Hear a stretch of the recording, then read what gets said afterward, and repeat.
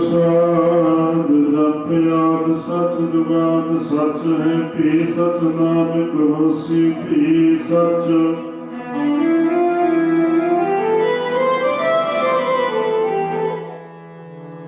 दंडौत वंदन एक बार सर्व कला समरथ ढोलते रखो प्रभु नानक दे हाथ।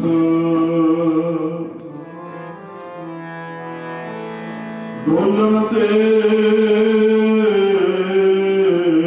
रखो प्रभु नानक दे हाथ।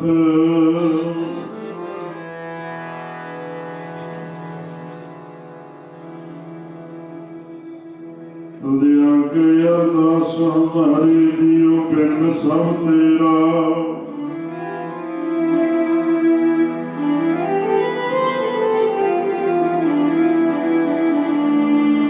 नानक सब तेरी वडियाई कोई नाम न जाने बिना।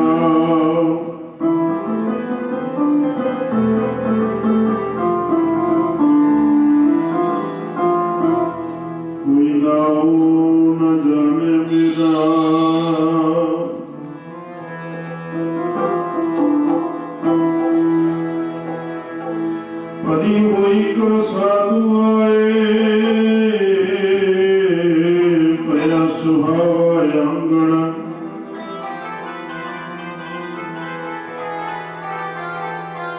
बन शीतल होया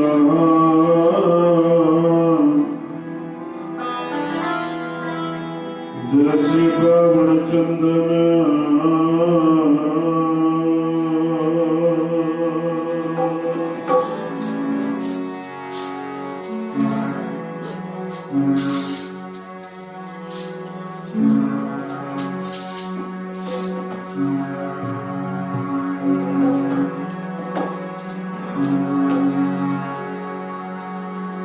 दिल पले ही पले प्राण में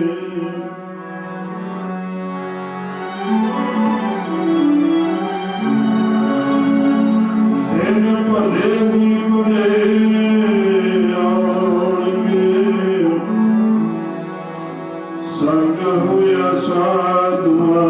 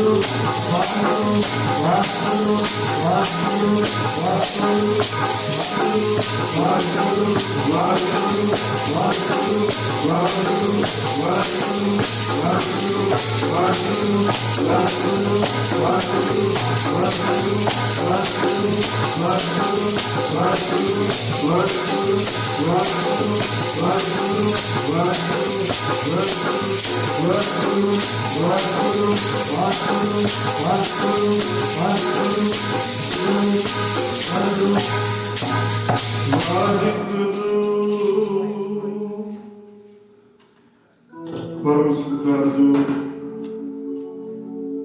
गुरु प्यारे गुरु सवारी साध संगत जी आओ जिन्नियां भी संगतां चौर तख्त दे मालक जुगो जुगी अटल धन धन साहिब श्री गुरु ग्रंथ साहिब जी महाराज जिन्हां दी पावन पवित्र हजूरी दे विच जुड़ के हाजरियां भर के लाहे प्राप्त कर रहे हो। गुरमुख प्रभात ते गुरु साहिब जी की अपार बख्शिश हुई है, रहमत हुई है। मुबारक चरण सतगुरां ने ग्रह विखे पाए ने। अमृत वेले तो लैके रब्बी बाणी दे, इलाही बाणी दे श्री अखंड जाप चल रहे हैं। सुआओ जिन्ना समय प्राप्त होया गुरु साहब जी के चरणों दे विच कीर्तन दे राही हाजरियां भरन दा, सो प्यार दे विच जुड़ के शांति दे नाल गुरु साहब जी के चरणों दे विच आपां हाजरियां भरनियां ने, ताकि कुछ सानू प्राप्त हो सके। गुरु साहब जी के चरणों दे विच आउणे आ असीं कुछ लैण वास्ते, कुछ प्राप्त करन वास्ते। संगत दा बड़ा वड्डा गुण है। सब तो उत्तम दर्जा गुरु साहब जी ने संगत नूं दिता है। सब तो वड्डा दर्जा संगत नूं दिता है। संगत दे विच बड़ा वड्डा गुण है।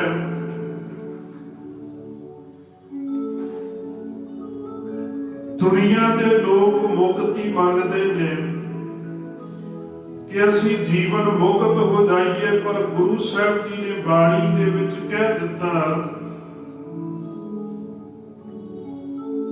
कि जिहड़ी संगत है ये सब तो उत्तम है।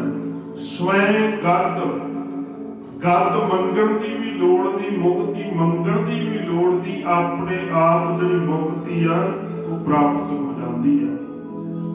इन्ना वड्डा गुण जिहड़ा संगत दा है। तो प्यारिओ, जिहड़ी संगत है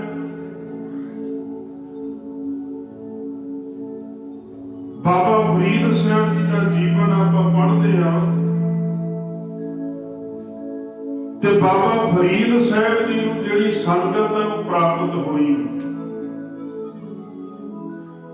36 साल जंगलां च रह के तप कीता, बंदगी कीती, पर कुछ प्राप्त नहीं होया। पर जदों संगत मिल गई ते परमात्मा दे दीदार होए, परमात्मा दे दर्शन होए। जिन्ने भी भगत होए ने, जिन्ना चਿਰ संगत नहीं होई उन्ना चਿਰ प्राप्ति नहीं होई। सुन प्रताप कबीर दा दूजा सिख हुआ सैन नाई। भगत सैन जी ने भगत कबीर जी की संगत की। भगत कबीर जी ने रामानंद जी की संगत की। तां जिहड़ी प्राप्ति है बख्शिश होती है। अज संगरांद दा दिन, माघ दा महीना जो समाप्त होया ते फग्गण दा महीना जिहड़ा उहदी आरंभता हुई है। जिहड़े साडे देसी महीने ने, देसी महीनिਆਂ ਦੇ ਵਿੱਚ ਇਹ लास्ट ਦਾ महीना है। लास्ट महीना अंग्रेजी महीनिਆਂ ਵਿੱਚ दसंबर लास्ट महीना ਹੁੰਦਾ, जनवरी पहला महीना। पर देसी महीनिਆਂ ਦੇ ਵਿੱਚ फग्गण ਦਾ ਜਿਹੜਾ महीना ਇਹ लास्ट ਆ। ਅੱਗੇ चेत ਦੀ ਜਿਹੜੀ ਆਰੰਭਤਾ ਹੋਣੀ ਆ, ਜਿਹਨੂੰ ਆਪਾਂ ਨਵਾਂ ਸਾਲ, ਆਪਾਂ ਤਾਂ ਇੰਗਲਿਸ਼ ਵਾਲਾ अंग्रेजी वाला ही नवां साल मनाई ਜਾਂਦੇ ਆ, पर गुरबाणी ਦੇ ਵਿੱਚ ਉਸ ਕੈਲੰਡਰ ਦਾ ਕਿਤੇ ਵੀ ਜ਼ਿਕਰ ਨਹੀਂ ਹੈ। गुरबाणी ਦੇ ਵਿੱਚ गुरु साहब जी ने देसी ਮਹੀਨਿਆਂ ਦਾ ਹੀ ਜ਼ਿਕਰ ਕੀਤਾ।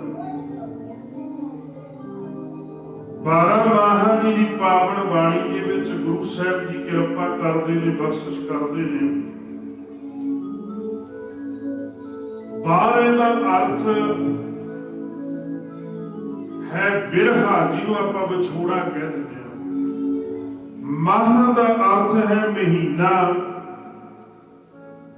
जेड़े ये 12 महीने ने, 12 महीनों दे विच धन गुरु अर्जन देव महाराज सच्चे पातशाह जी ने सानू जीवां नू सोझी बख्शिश करदियां ਜਿਹੜੇ जीव रब तो विछड़े हुए, ਜਿਹੜੇ रब तो दूर ने, ते प्यारिओ फग्गण दे महीने तक गुरु साहब जी ने एक साल दे अंदर अंदर एक महीने विच की करना, दूजे च की करना चाहिए, किवें रब तक पहुंचा जावे, ये मार्ग गुरु साहब जी ने दस्सिया।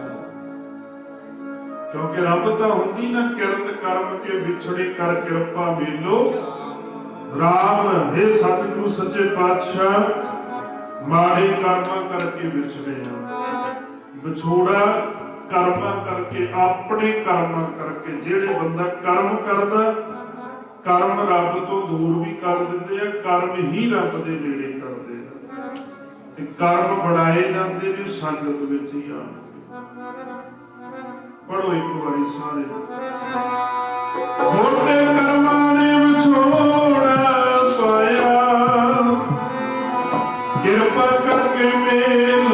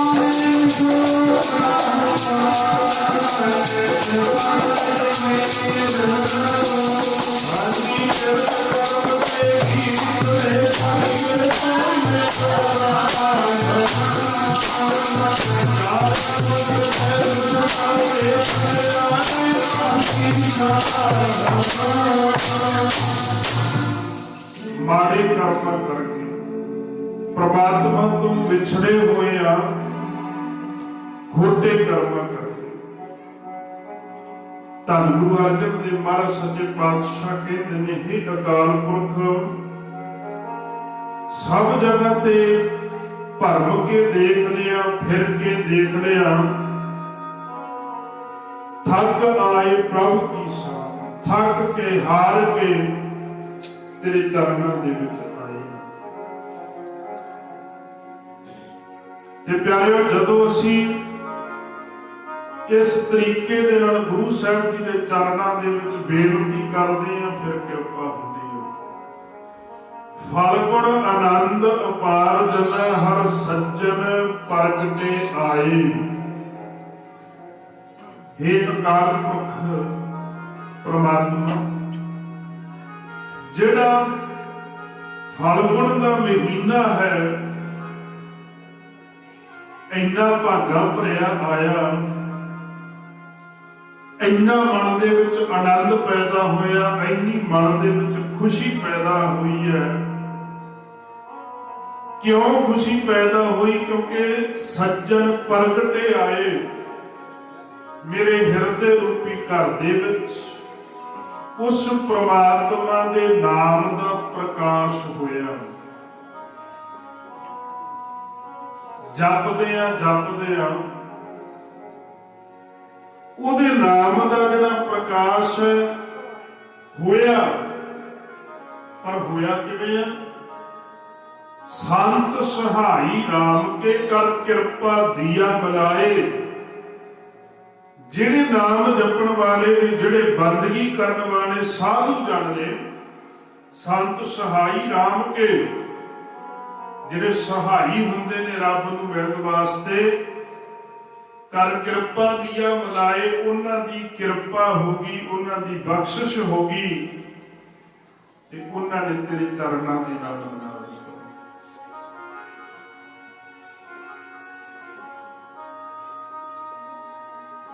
ਜੀਵਨ ਬਦਲ ਦਿੱਤਾ, ਨਾਮ ਦੇ ਨਾਲ ਜੋੜ ਦਿੱਤਾ।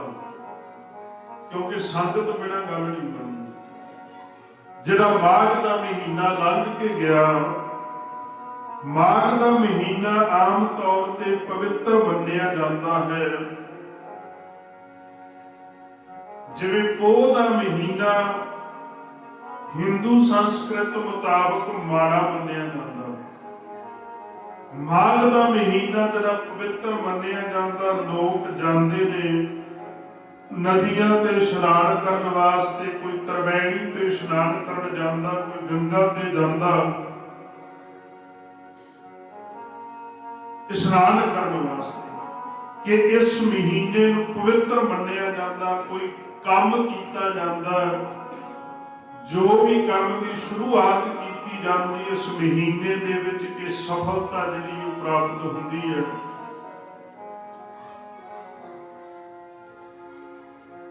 ਪਰ ਧੰਨ ਗੁਰੂ ਅਰਜਨ ਦੇਵ ਮਹਾਰਾਜ ਸੱਚੇ ਪਾਤਸ਼ਾਹ ਬਖਸ਼ਿਸ਼ ਕਰਦੇ ਹੋਏ ਸਮਝਾਉਂਦੇ ਨੇ ਕਿ ਬਾਹਰਲੇ ਸਰੀਰ ਦੇ ਜਿਹੜੇ ਇਸ਼ਨਾਨ ਨੇ ਉਹ ਤੇ ਆਪਾਂ ਕਰਨਾ ਹੀ, ਪਰ ਜਿਹੜਾ ਮਨ ਦਾ ਇਸ਼ਨਾਨ ਹੈ ਉਹ ਨਹੀਂ ਹੋਇਆ। ਕਿਉਂਕਿ ਮਨ ਮੈਲੇ ਹੈ ਸਭ ਕੁਛ ਮੈਲਾ, ਤਨ ਧੋਤੇ ਮਨ ਹੱਛਾ ਨਾ ਹੋਏ। ਜਿੰਨਾ ਚਿਰ ਮਨ ਮੈਲਾ ਉਹਨਾਂ ਚਿਰ ਸਾਫ਼ ਨਹੀਂ ਕੁਝ ਹੋ ਸਕਦਾ। ਬਾਹਰੋਂ ਜਿੰਨਾ ਮਰਜੀ ਸਰੀਰ ਧੋਈ ਚੱਲੀਏ, ਪਰ ਮਨ ਦੇ ਅੰਦਰ ਮੈਲ ਹੋਵੇ ਤੇ ਸਰੀਰ ਕਦੇ ਸੁੱਧ ਨਹੀਂ ਹੁੰਦਾ।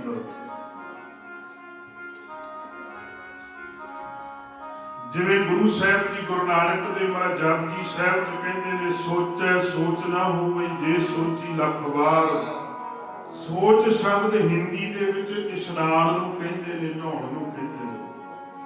ਤੇ ਮਹਾਰਾਜ ਕਹਿੰਦੇ ਜਿੰਨਾ ਮਰਜੀ ਇਸ਼ਨਾਨ ਕਰੀ ਚੱਲ, ਜਿੰਨਾ ਮਰਜੀ ਨਹਾਈ ਚੱਲ, ਭਾਵੇਂ ਲੱਖਾਂ ਵਾਰ ਨਹਾਈ ਚੱਲ, ਗੱਲ ਨਹੀਂ ਬਣਦੀ। ਮਨ ਜਿਹੜਾ ਉਹ ਸਾਫ਼ ਨਹੀਂ ਹੋ ਸਕਦਾ। ਮਨ ਜਿਹੜਾ ਹੈ ਉਹ ਨਿਰਮਲ ਨਹੀਂ ਹੋ ਸਕਦਾ, ਸ਼ੁੱਧ ਨਹੀਂ ਹੋ ਸਕਦਾ।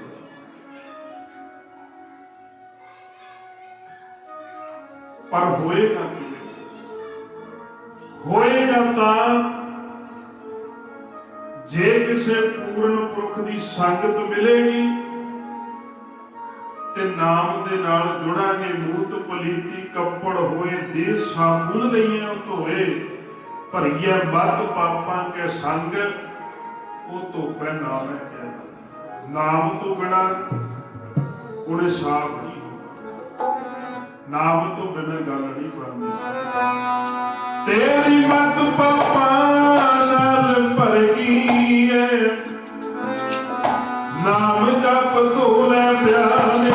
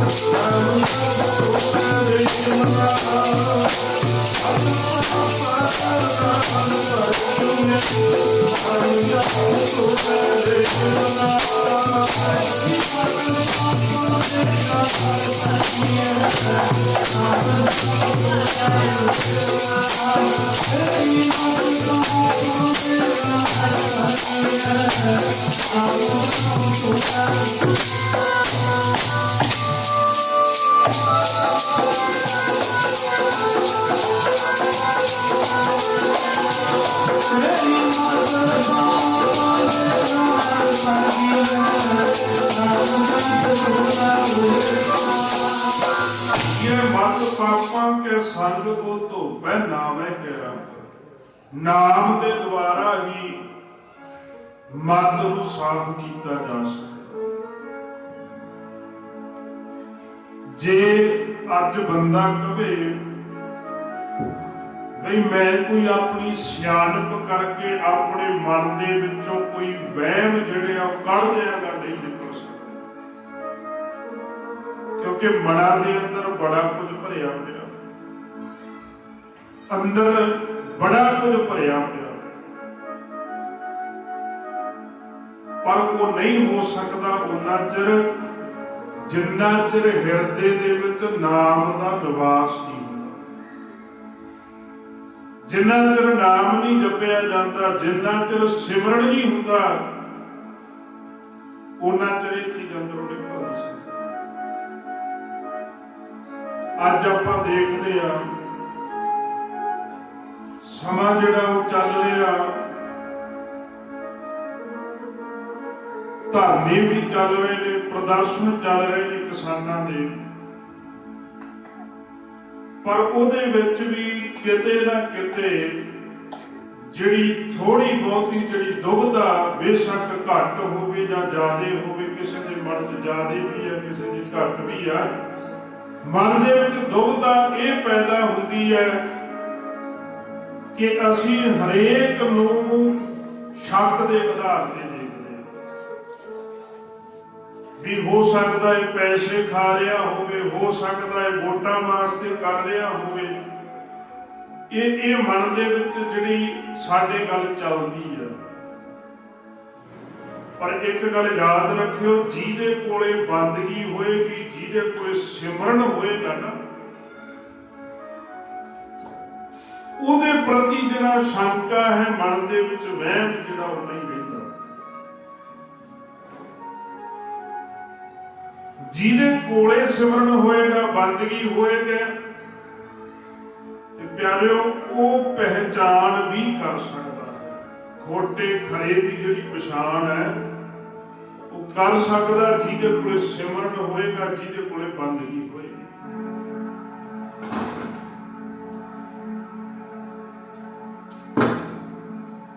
ਪਰ ਜੇ ਬੰਦਗੀ ਕੋਲੇ ਨਹੀਂ, ਜੇ ਸਿਮਰਨ ਕੋਲੇ ਨਹੀਂ, ਫਿਰ ਨਹੀਂ ਕੁਝ ਬਣ ਸਕਦਾ।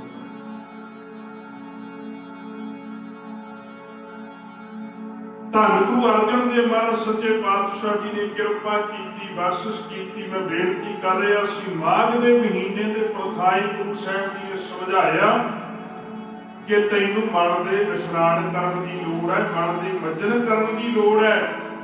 ਪਰ ਅਗਲੇ ਫੱਗਣ ਦੇ ਮਹੀਨੇ ਦੇ ਵਿੱਚ ਗੁਰੂ ਸਾਹਿਬ ਜੀ ਕਹਿੰਦੇ ਨੇ ਕਿ ਜਦੋਂ ਮੈਂ ਸੰਗਤ ਕੀਤੀ, ਕਿਉਂਕਿ ਮਾਘ ਦੇ ਮਹੀਨੇ 'ਚ ਆਪਾਂ ਪੜ੍ਹਦੇ ਨਾ, ਮਾਘ ਮੱਜਣ ਸੰਗ ਸਾਧੂਆਂ ਧੂਰੀ ਕਰ ਇਸ਼ਨਾਨ।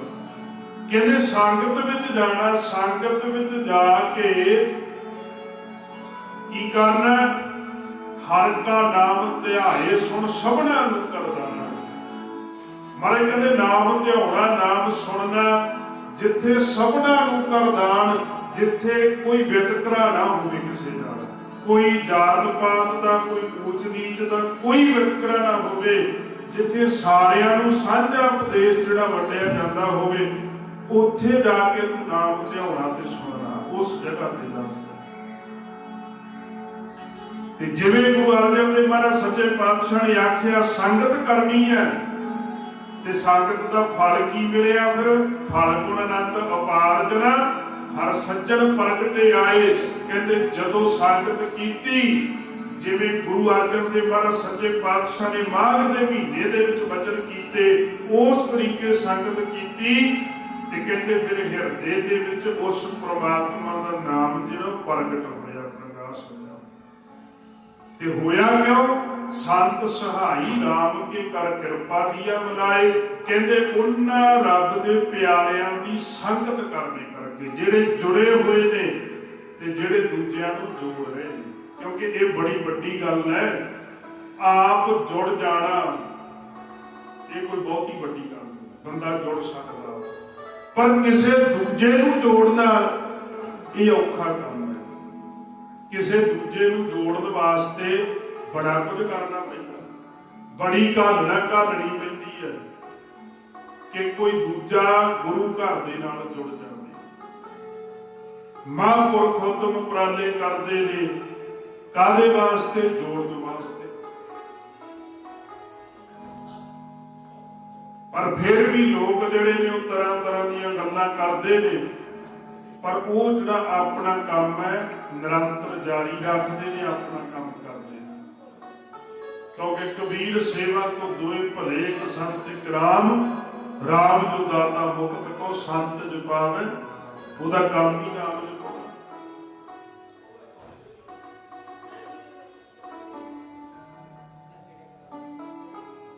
ਇੱਕ ਸਿੱਖ ਹਰ ਰੋਜ਼ ਇਸ਼ਨਾਨ ਕਰਨ ਵਾਸਤੇ ਨਦੀ ਤੇ ਜਾਂਦਾ, ਕਿਉਂਕਿ ਉਹਨਾਂ ਸਮਿਆਂ ਦੇ ਵਿੱਚ ਨਦੀਆਂ ਤੇ ਇਸ਼ਨਾਨ ਕੀਤਾ ਜਾਂਦਾ ਸੀ ਜਾਂ ਖੂਹਾਂ ਤੇ ਇਸ਼ਨਾਨ ਕੀਤਾ ਜਾਂਦਾ ਸੀ, ਹੋਰ ਕੋਈ ਸਾਧਨ ਨਹੀਂ ਸੀ ਹੁੰਦੇ। ਲੋਕ ਇਸ਼ਨਾਨ ਕਰਨ ਨਦੀਆਂ ਤੇ ਖੂਹਾਂ ਤੇ ਜਾਂਦੇ ਸੀ। ਉਹ ਹੁਣ ਗੁਰਸਿੱਖ ਇਸ਼ਨਾਨ ਕਰਨ ਵਾਸਤੇ ਜਾਂਦਾ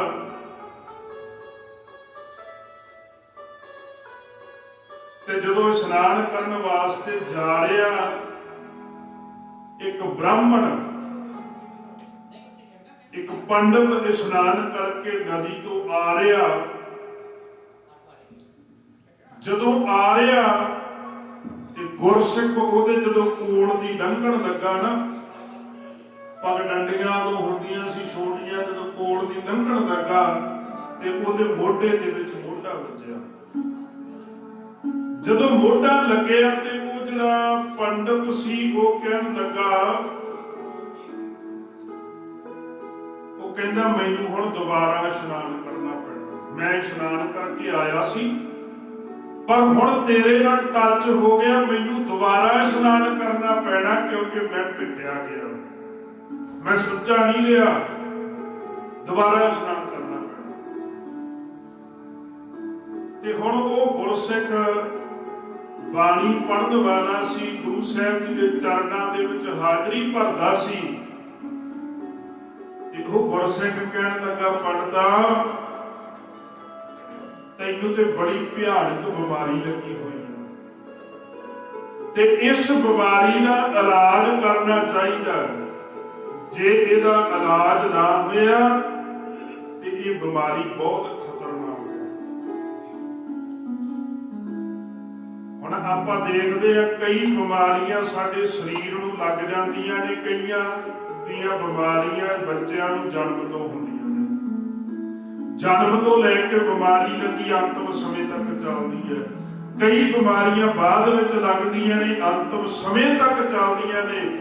ਪਰ ਇੱਕ ਬਿਮਾਰੀਆਂ ਉਹ ਨੇ ਜਿਹੜੀਆਂ ਪਿਆਰਿਓ ਕਦੇ ਸਾਡਾ ਖਹਿੜਾ ਨਹੀਂ ਛੱਡਦੀਆਂ, ਭਾਵੇਂ ਅਸੀਂ ਮਰ ਵੀ ਜਾਈਏ ਫਿਰ ਵੀ ਨਾਲੇ ਚੱਲਦੇ। ਉਹ ਰੋਗ ਜਿਹੜਾ ਕਦੇ ਮਰ ਕੇ ਵੀ ਖਹਿੜਾ ਨਹੀਂ ਛੱਡਦਾ, ਕਿਹੋ ਜਿਹਾ ਰੋਗ?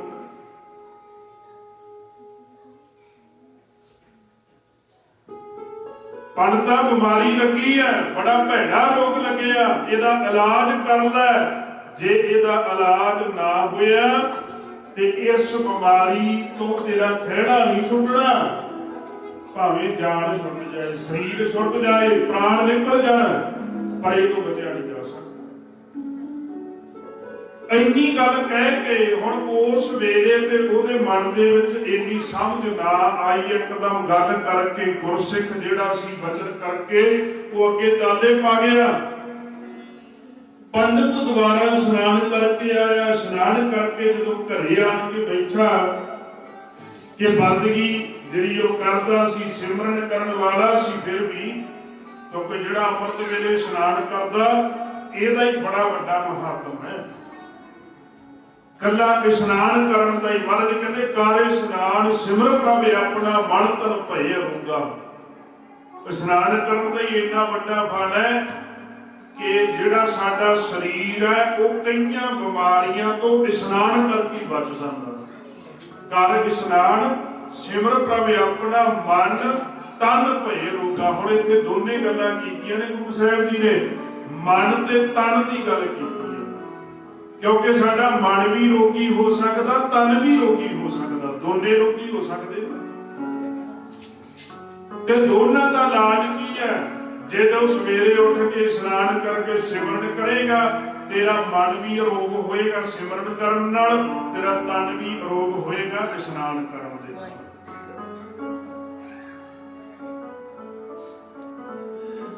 ਹੁਣ ਜਿਸ ਵੇਲੇ ਪੰਡਤ ਜੀ ਇਸ਼ਨਾਨ ਕਰਕੇ ਬੈਠੇ ਆਪਣਾ ਭਜਨ ਪੂਜਾ ਪਾਠ ਕਰਨ ਲੱਗੇ, ਪਰ ਉਸ ਗੁਰਸਿੱਖ ਦਾ ਕਿਹਾ ਹੋਇਆ ਬਚਨ ਜਿਹੜਾ ਨਾ ਵਾਰ-ਵਾਰ ਕੰਨਾਂ ਦੇ ਵਿੱਚ ਵੱਜਦਾ, ਵਾਰ-ਵਾਰ ਸੁਣਦਾ ਕਿ ਪੰਡਤਾ ਤੈਨੂੰ ਬੜਾ ਭੈੜਾ ਰੋਗ ਲੱਗਿਆ,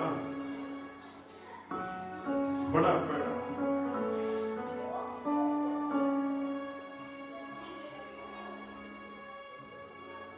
ਹੁਣ ਪੰਡਤ ਜੀ ਜਦੋਂ ਵਾਰੀ-ਵਾਰੀ ਉਹ ਆਵਾਜ਼ ਸੁਣਦੇ ਨੇ, ਕਿਉਂਕਿ ਇੱਕ ਗੁਰਸਿੱਖ ਦਾ ਕਿਹਾ ਹੋਇਆ ਬਚਨ ਹੈ, ਕੋਈ ਆਮ ਬੰਦਾ ਕੋਈ ਗੱਲ ਕਵੇ ਉਹ ਕਈ ਵਾਰ ਸਾਡੇ ਮਨ ਤੇ ਅਸਰ ਨਹੀਂ ਹੁੰਦਾ। ਕੋਈ ਬੰਦਗੀ ਵਾਲੀ ਰੂਹ, ਕੋਈ ਨਾਮ ਜਪਣ ਵਾਲੀ ਰੂਹ ਜਦੋਂ ਕੋਈ ਬਚਨ ਕਰਦੀ ਨਾ, ਉਹਦਾ ਅਸਰ ਹੁੰਦਾ।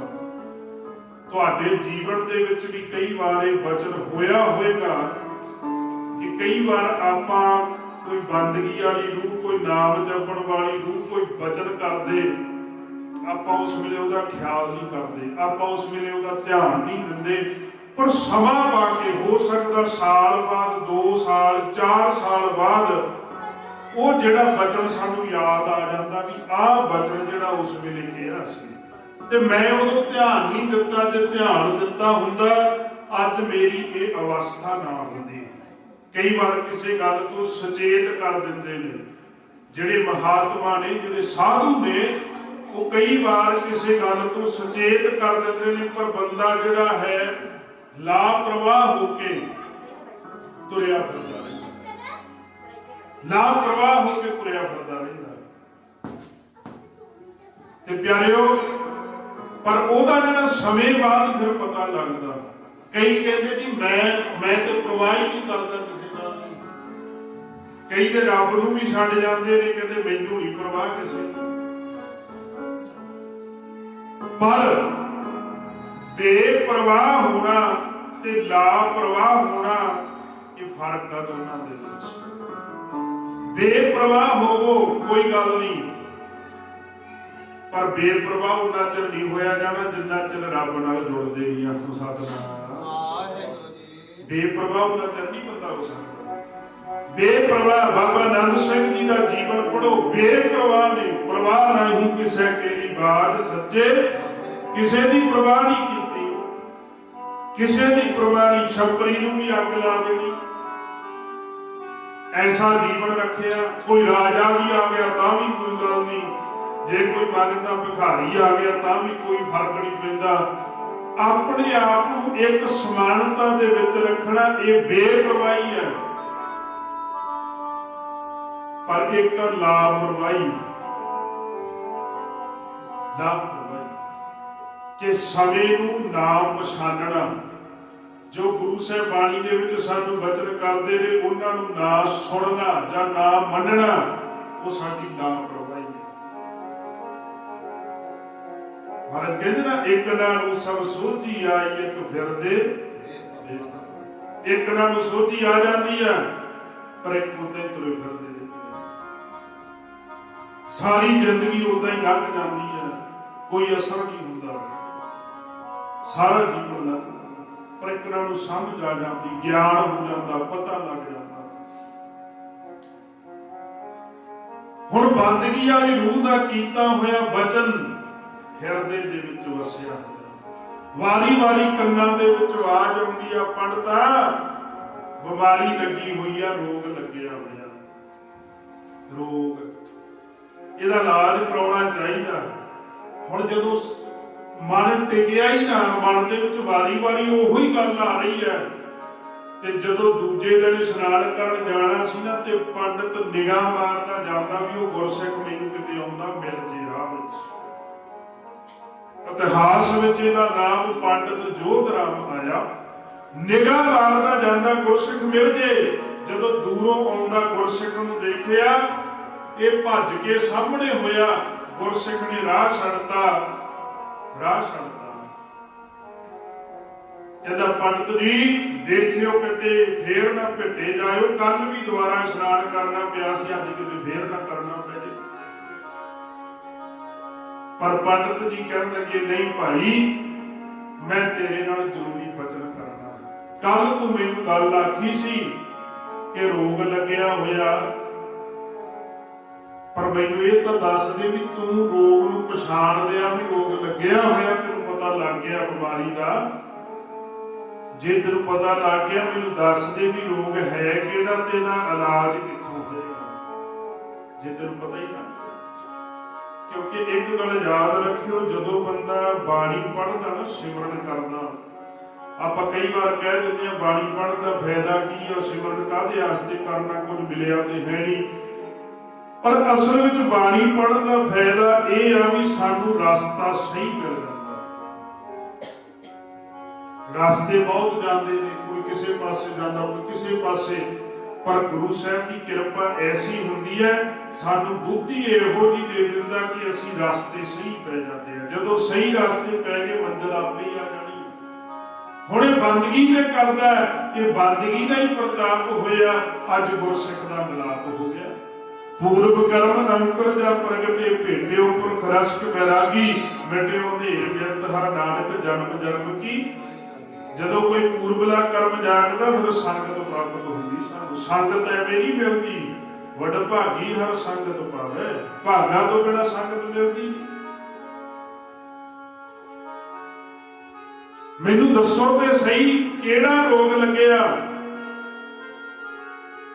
ਕਿਹੜੀ ਬਿਮਾਰੀ ਲੱਗੀ ਆ, ਉਹਦਾ ਇਲਾਜ ਕਿੱਥੇ ਹੋਏਗਾ, ਕੀ ਕਰਨਾ ਚਾਹੀਦਾ?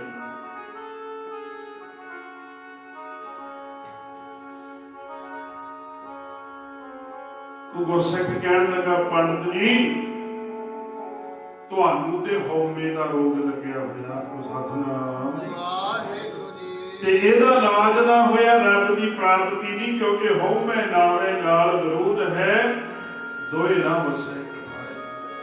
ਹਉਮੈ ਦਾ ਰੋਗ ਲੱਗਿਆ ਹੋਇਆ, ਇਹ ਬੜੀ ਭਿਆਨਕ ਬਿਮਾਰੀ ਹੈ। ਜਿੰਨਾ ਚਿਰ ਇਹ ਬਿਮਾਰੀ ਹੈ ਉਹਨਾਂ ਚਿਰ ਰੱਬ ਦੀ ਪ੍ਰਾਪਤੀ ਨਹੀਂ ਹੋ ਸਕਦੀ।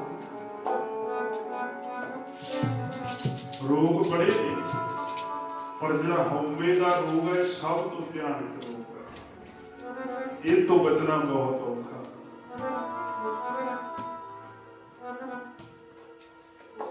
ਸਦਰੇ ਨੇ ਪਹਿਲਾਂ ਆਖਿਆ ਸੀ ਪ੍ਰਮਾਤਮਾ ਨੂੰ, ਤੂੰ ਕਿਉਂ ਨਹੀਂ ਮੇਰੀ ਗੱਲ ਮੰਨਦਾ, ਕਿਉਂ ਨਹੀਂ ਮੇਰੇ ਆਖੇ ਲੱਗਦਾ? ਪਰ ਫਿਰ ਆਖਰ ਨੂੰ ਇਹ ਅਵਸਥਾ ਬਣ ਗਈ, ਮੈਂ ਨਾਹੀ ਕਿਛ ਹਉ ਨਾਹੀ ਕਿਛ ਆਹੇ ਨਾ ਮੂਰਾ, ਅਵਸਰ ਲੱਜਾ ਰਾਖ ਲਿਓ ਸਦਨਾ ਜਨ, ਮੈਂ ਤੇਰਾ ਹੀ ਆ। ਮੈਂ ਅੰਦਰੋਂ ਖਤਮ ਹੋ ਗਈ, ਹਉਮੈ ਜਿਹੜੀ ਉਹ ਖਤਮ ਹੋ ਗਈ। ਪੜਿਓ ਸਾਰੇ ਇੱਕ ਵਾਰ। ਹਉਮੈ ਵਾਲਾ ਜੀ ਲੋਗ, ਹਉਮੈ ਵਾਲਾ ਜੀ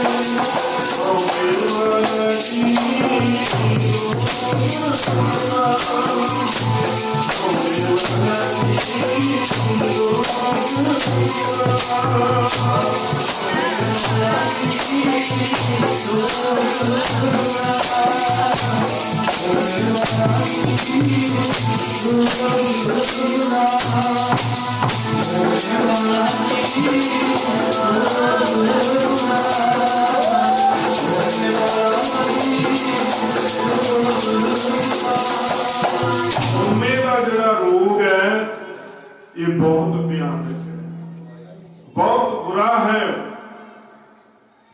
ਪਿਆਰਿਓ। ਜਿਨ੍ਹਾਂ ਦੇ ਅੰਦਰ ਹਉਮੈ ਵਸ ਗਈ ਤੇ ਹਉਮੈ ਨੇ ਉਹਨਾਂ ਦਾ ਖਾਤਮਾ ਕਰ ਦਿੱਤਾ, ਕਿਉਂਕਿ ਨਿਮਰਤਾ ਬਹੁਤ ਜ਼ਰੂਰੀ ਹੈ।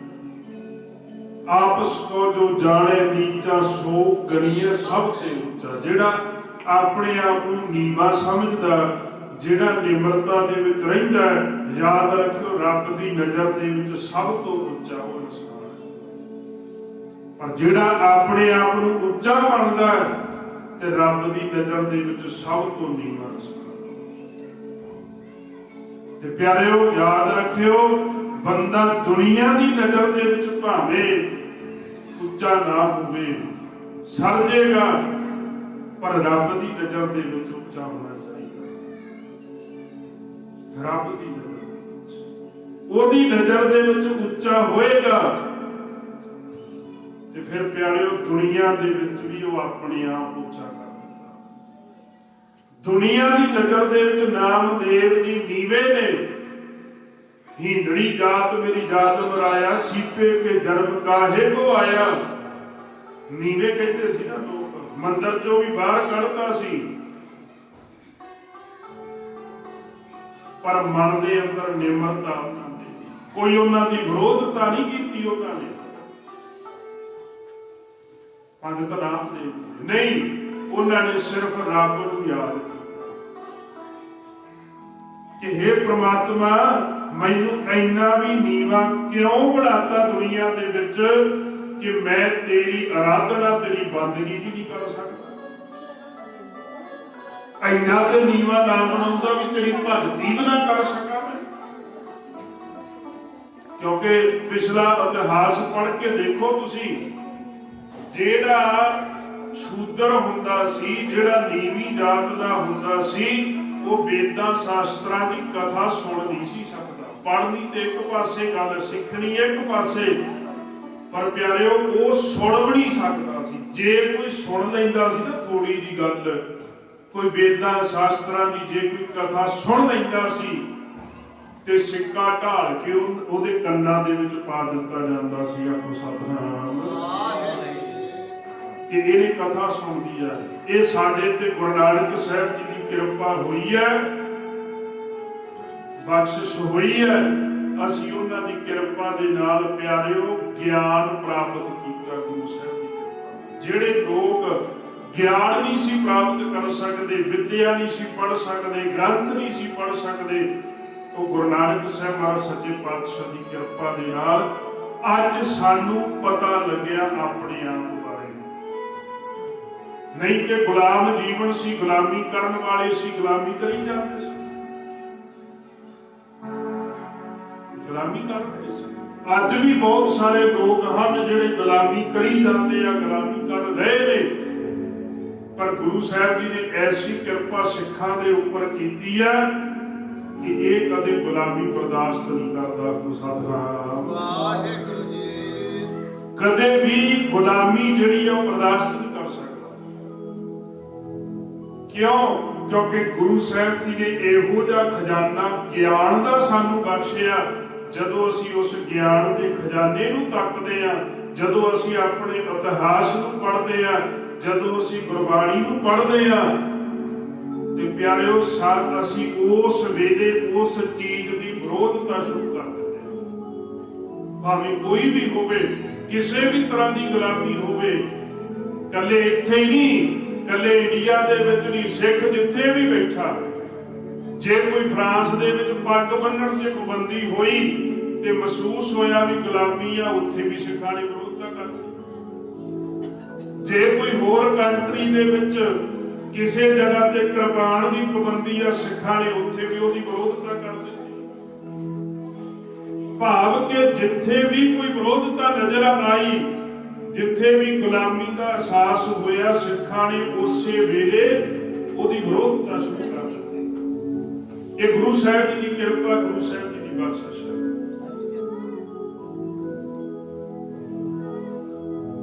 ਭਗਤ ਨਾਮਦੇਵ ਜੀ ਬੰਦਗੀ ਕਰਦੇ ਨੇ, ਸਿਮਰਨ ਕਰਦੇ ਨੇ, ਪਰ ਪ੍ਰਮਾਤਮਾ ਨੂੰ ਆਖਿਆ ਇੰਨਾ ਨੀਵਾ ਵੀ ਮੈਨੂੰ ਕਾਹ ਤੋਂ ਬਣਾਤਾ ਵੀ ਮੈਂ ਤੇਰੀ ਆਰਾਧਨਾ ਨਹੀਂ ਕਰ ਸਕਦਾ, ਤੇਰੀ ਬੰਦਗੀ ਨਹੀਂ ਕਰ ਸਕਦਾ।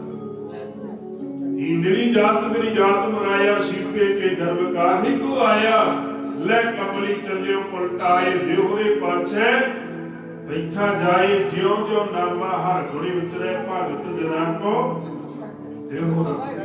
ਕਹਿੰਦੇ ਜਿਵੇਂ ਜਿਵੇਂ ਬੰਦਗੀ ਕਰਦੇ, ਸਿਮਰਨ ਕਰਦੇ ਆ, ਤੇ ਪਿਆਰਿਓ ਉਹ ਜਿਹੜਾ ਮੰਦਰ ਸੀ, ਜਿਹੜਾ ਦੇਹੁਰਾ ਸੀ, ਜਿਹੜੀ ਭਗਵਾਨ ਦੀ ਮੂਰਤੀ ਸੀ, ਤੇ ਪਿਆਰਿਓ ਉਹਦਾ ਜਿਹੜਾ ਮੁੱਖ ਹੈ ਘੁੰਮ ਕੇ ਉਹ ਭਗਤ ਨਾਮਦੇਵ ਜੀ ਵੱਲ ਹੋ ਗਿਆ। ਕੋ ਸਤਿਨਾਮ ਵਾਹਿਗੁਰੂ ਜੀ। ਹੰਕਾਰੀਆਂ ਨਿੰਦਕਾਂ ਪਿੱਠ ਦੇ ਨਾਮਦੇਵ ਮੁਖ ਲਾਇਆ, ਹੰਕਾਰੀਆਂ ਨਿੰਦਕਾਂ ਵੱਲ ਨੂੰ ਪਿੱਠ ਹੋ ਗਈ, ਤੇ ਮੂੰਹ ਜਿਹੜਾ ਸੀ ਉਹ ਪਿਆਰਿਓ ਭਗਤ ਨਾਮਦੇਵ ਜੀ ਵੱਲ।